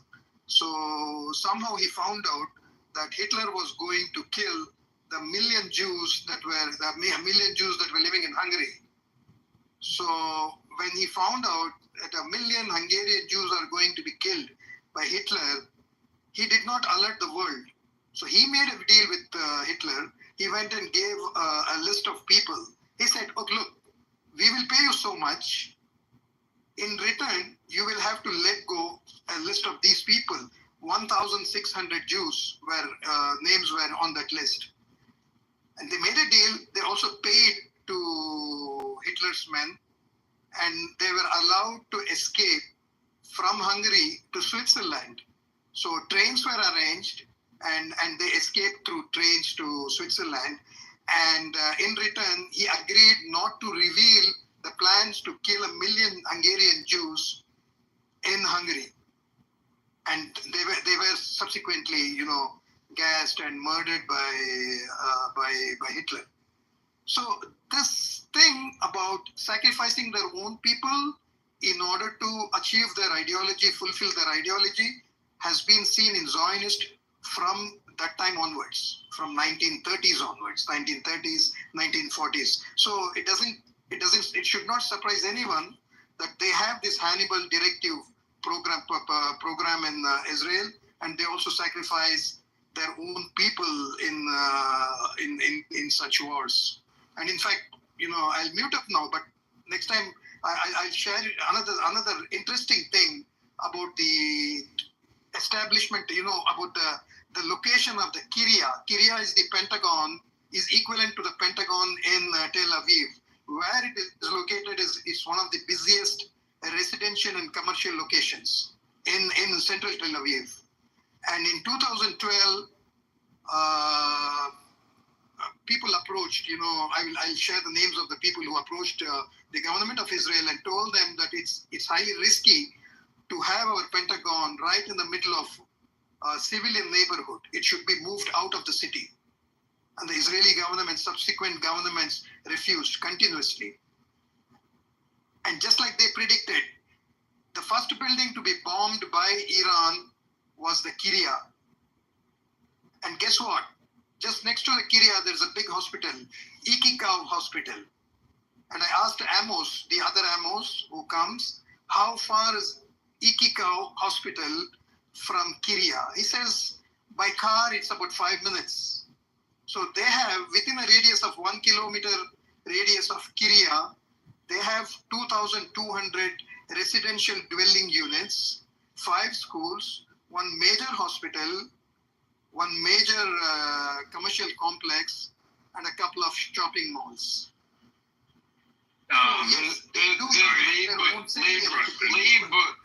Leave before we blow it up. No, quick correction on the, thing. So under the hospitals, it was found out that Israel does hold command posts under the hospitals themselves, which I started laughing at because that's the same thing that accused Palestine of having. And this was even confirmed by some people within the Knesset itself. But it's just like, we have people under the hospitals or whatever. So, yeah, the problem is here.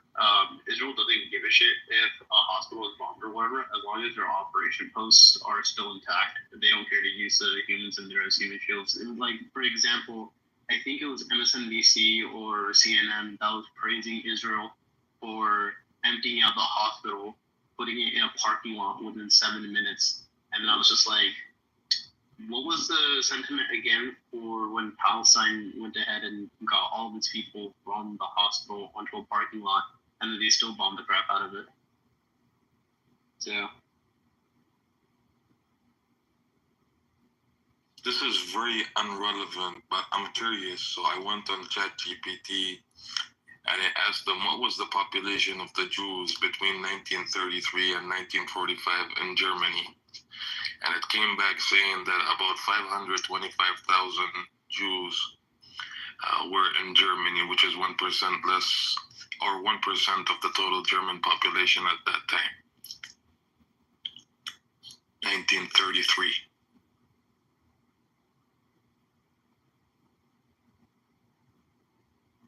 Read between the lines.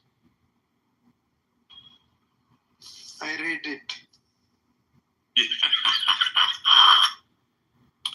Any updates, airplane? No, there isn't really anything. No. It's very, it's nothing major, nothing major. Because they were supposed to put on the pilot that they caught. I don't know when they plan on doing that.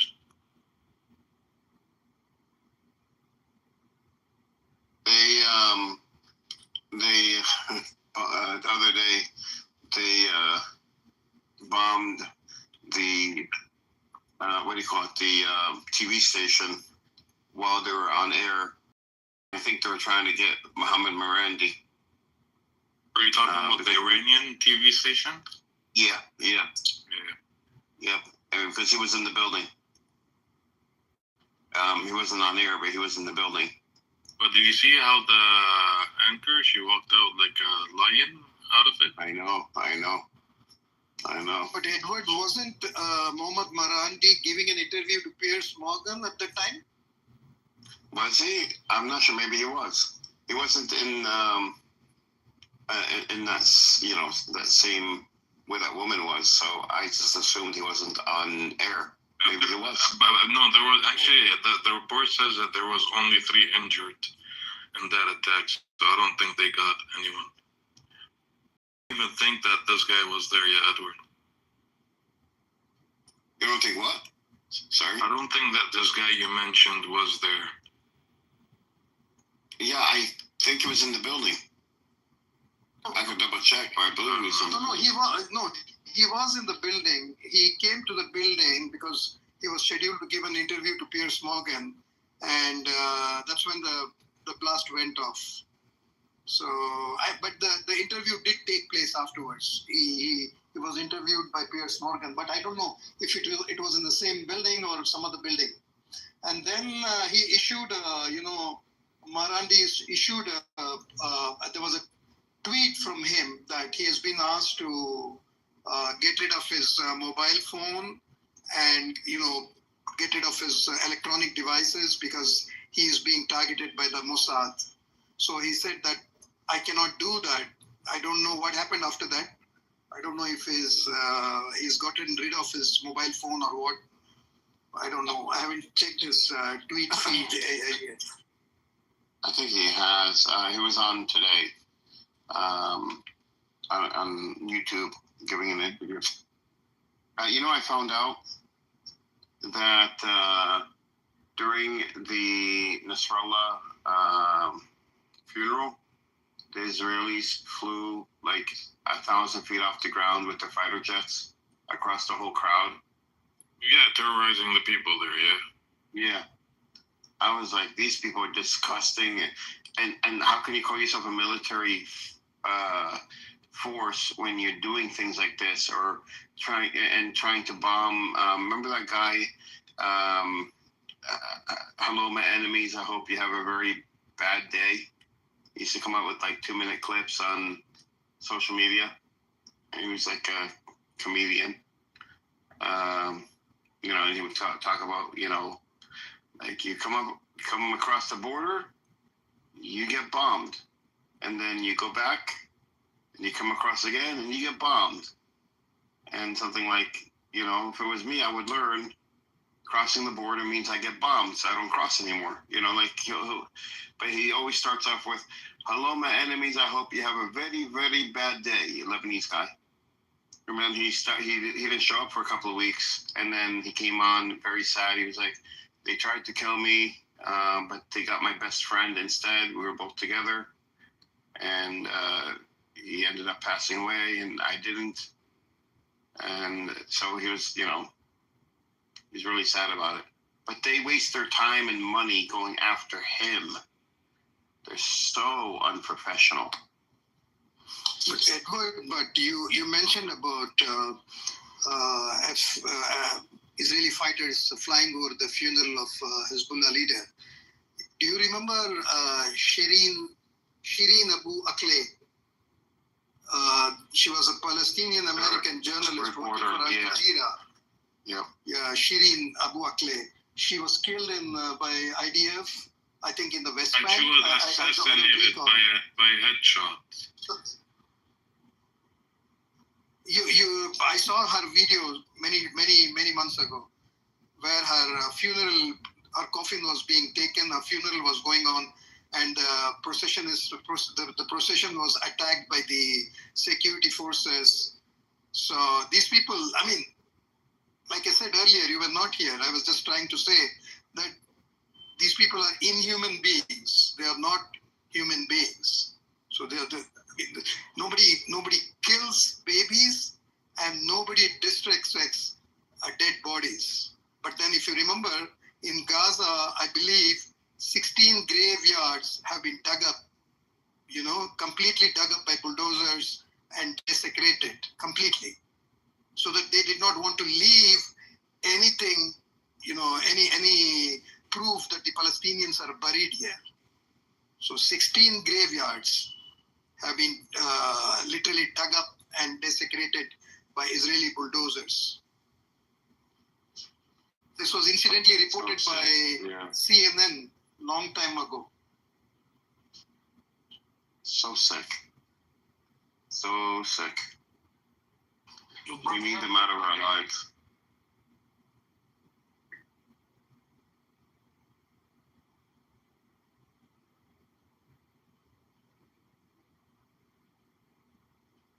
Now I'm hearing that I think these are rumors, but nothing confirmed yet. I got asked Jinda that they're starting to carve out the West Bank and annex it or something. I think these might be rumors. I'm not sure. I think it's probably true. Probably true. We have Smotrich that said it, Ben Gavir agrees with it, everybody agrees with it. Yeah, I haven't found anything. That's the thing. I haven't found any articles or anything. It was somebody on here mentioned it, but I mean, I wouldn't put it past them. But no, Netanyahu said something about, there's been a breakthrough with Hamas negotiations. I really think they're going to tie the Hamas the ceasefire with the Iran and Israel ceasefire. Do you know that right now is a good time for other nations to get in, attack mode against Israel?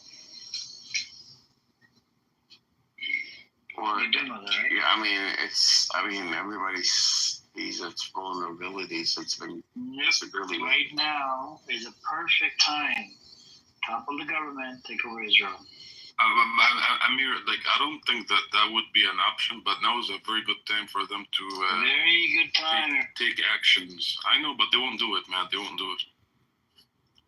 But it's a good time to take action against them and the U.S.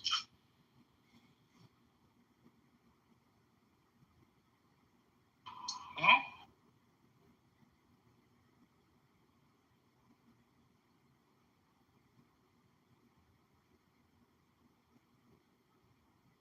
We'll see what happens with this summit, and I think around the 17th, which is when, this week? On Palestine? At the UN?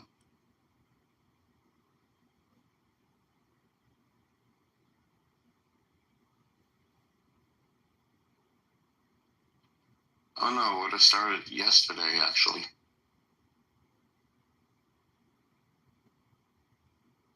The one in Canada?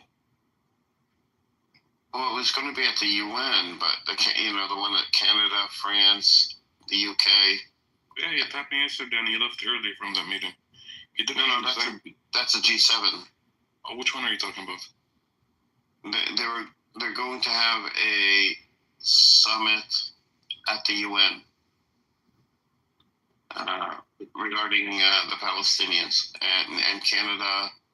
I think France is involved. Yeah, France, Canada, and the UK were all involved in putting it together and possibly recognizing Palestine as a state, but putting together some strong language and a path to a Palestinian state, putting something on the table, something tangible. And they were working on this, and then Ireland and Belgium wanted to join in. Yeah, I thought it was the 17th. Maybe I got the date wrong. I'll check on it. I'm looking it up.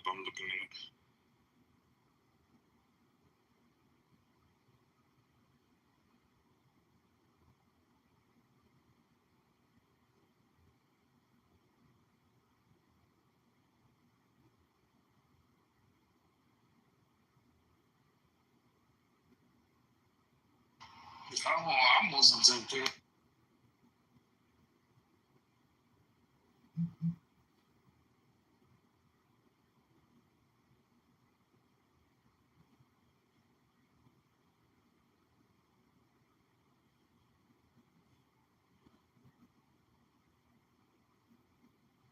Bro, they didn't set a new date for it yet, Dory. So they rescheduled it. Or it was supposed to be on Tuesday, right? Is that what you said? Yeah. Did you find it? Yeah, I found it, but it says here that they still didn't set a new date for it. Okay. Because of what's happening between Iran and Israel.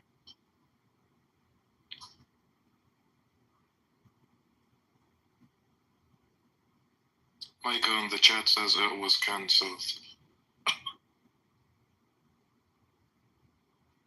I don't think it'll be fully canceled. They've invested time and effort in this. There's no reason to cancel it because Iran, is fighting Israel's fighting Iran.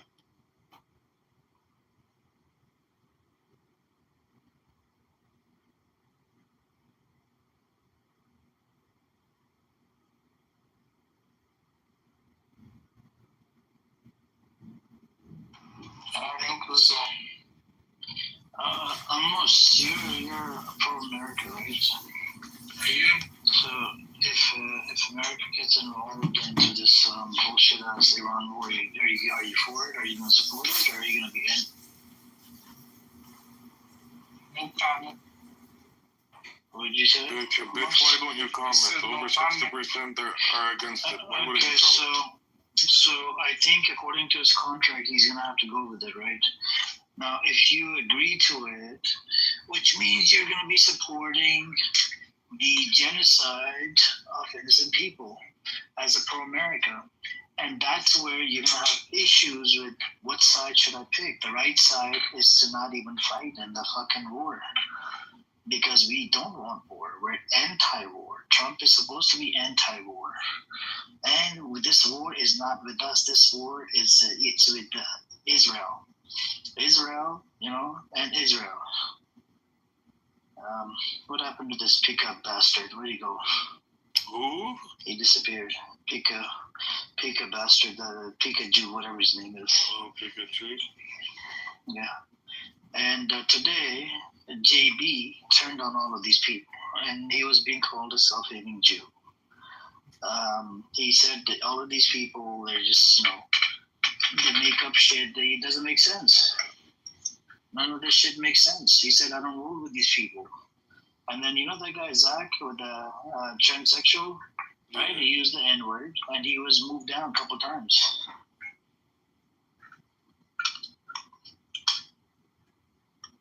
And JB was calling his people, the Jewish community, to be racist. He said the most racist community is my community. So that's what it is, bro. I mean, if Israel is your biggest ally and you guys see Iran as your biggest threat, why doesn't Israel get the job done for you? That was for Amir? No, that was for the American government. Are you part of the American government? But you wouldn't even say if you're with or against, even though 60% of Americans are against. Hey, what you eat today, Amir? So, as I was eating, I thought about this whole scenario. I was going to give it to poor America, people like you, that actually, they read like national anthem before they go to sleep. When they wake up, they read national anthem again. They read national anthem again in the middle of the day, and they look at American flag. They keep one in their pocket. They keep one on their computer screen. They keep one on their phone. They keep one in fucking everywhere they go. They even have a handkerchief, like it literally has a American flag on it. So I wanted to know from a person like you, very very nationalistic person, right? American, pro-America, born and raised in America. Your upbringing was all the way in America, and I'm just wondering, if America goes into war with Iran, would you be supportive of it, or would you be anti? You can, but I don't know if you, according to your contract, you're allowed to say this to me. But I don't know, man. It's looking bad, and we don't want to go to war. But apparently, that's what's going on.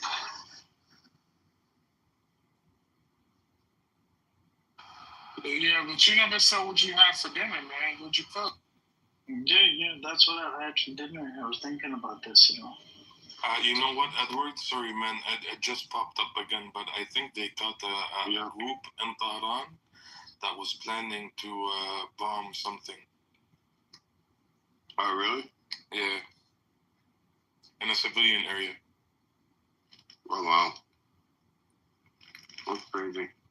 You saw how they captured this high-rise building that was a full drone manufacturing plant? No, in Tehran? Yeah.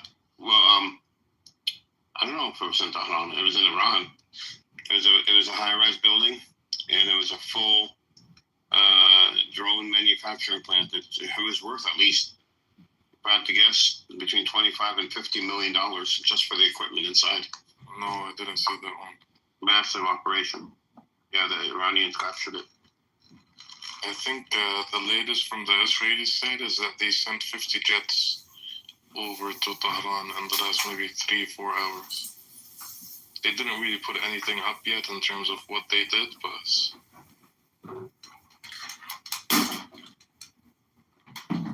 What can they do? Everything is underground. 80% is for show. Yeah.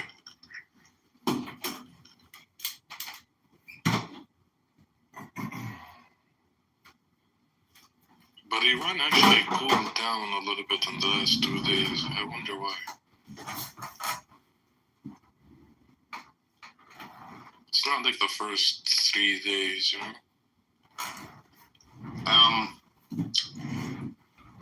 Back channel negotiations. I bet you that's what's happening. Yeah, probably. That's what always happens. Back channel negotiations, and Iran is going to pretend that they are going to reluctantly agree to Trump's demands, but in the demands it's going to be favorable to Iran, and Israel is going to be like, yeah, we got him to stop, and Netanyahu wins. And then I think a part of that is so that the ceasefire with Iran would be tied to, and this is my own opinion, tied to Gaza, so that it gives Netanyahu an excuse to leave Gaza. And he's trying to say, Iran is funding Hamas, so without Iran, Hamas is not going to be as much as a threat anymore. After the post Trump did on Twitter or X, when he was talking about they know where the supreme leader is and they didn't assassinate him, he did another post right after that saying unconditional surrender.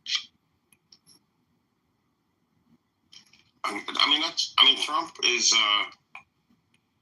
isn't a master of the English language. So this is just normal Trump talk. I wouldn't read much into that. Okay. Amir, Amir, I wanted to give you some respect. Oh, look, Israel's walking, talking bomb shelter field. The future U.S. president, Mr. Black Hitler. Go ahead. Yes, Amir, show him some respect. Yeah, go ahead. So, Amir, are you there? Is Amir there? Yeah, he's ignoring you, though. Yeah, speak. So anyways, so I just wanted to say, like, so I went on this podcast the other day with, like, a bunch of, like, Hebrew Israelites, black people, whatever, and they were talking, and they came after me about the whole, like, you know, Israel, Iran, Israel, Palestine thing, and I'm just saying, I'm just, like, able just to decimate these guys. Why? Because of this room. The hours of talking to you guys and going back and forth. Now, when you put me out on the streets, nobody can. They can't. Like, you guys are 1,000 times more sophisticated about the issue than they are, and most Americans in general. So now, because of like the strengthening you guys gave me in here, and ability to see the arguments. So you weren't smart enough to fight them off on your own. You needed a pro-Palestinian. Hey, everybody in the audience, if you guys want to come on up, let's make it more spicy now. You guys, we can use Black Rabbi as a punching bag. Come on, the captain, if you guys want to come on up. Hey, G. Assalamu alaikum, everybody, come on up if you guys want to come on up. Black Rabbi is what the IDF is, Israel's using as a... Tell you what, I won't use a punching bag. I'll call, oh, wow, this guy is still here? Okay, cool, come on up. So you guys can, do what you need to do with Black Rabbi. I don't mind. He's a gifted person. He's got a whole bunch of abilities. He can troll you in a way where I haven't seen a troll yet, I appreciate that. And if you guys... And Al-Normo is Al-Normo. Did you call JB self-hating Jew earlier? I heard that somebody told me about it.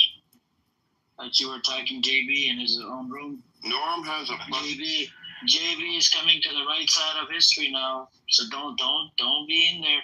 And because thanks to you, some of the rooms were closed earlier. Healthy debates, they were some big rooms. Thanks to your stupid ass, right? Stupid ass, like Point says.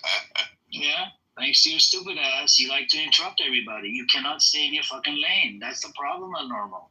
I respect you as an old man, but show some respect, man. I think I could definitely put you in your place if I were to co-mod with you. I'll probably tell you, shut the fuck up every 2 seconds. But anyways, I don't think I'm ever going to co-mod with a Zionist. Maybe once you get a 2-state solution, Edward, maybe I'll think about it. I got a question for the self-hating Jew. Go on, wait. Well, my question is to that fake-ass Jew. I mean, how did he become a Jew? And nobody asked him that before. I mean, how you call yourself a Jew or Israelite and you don't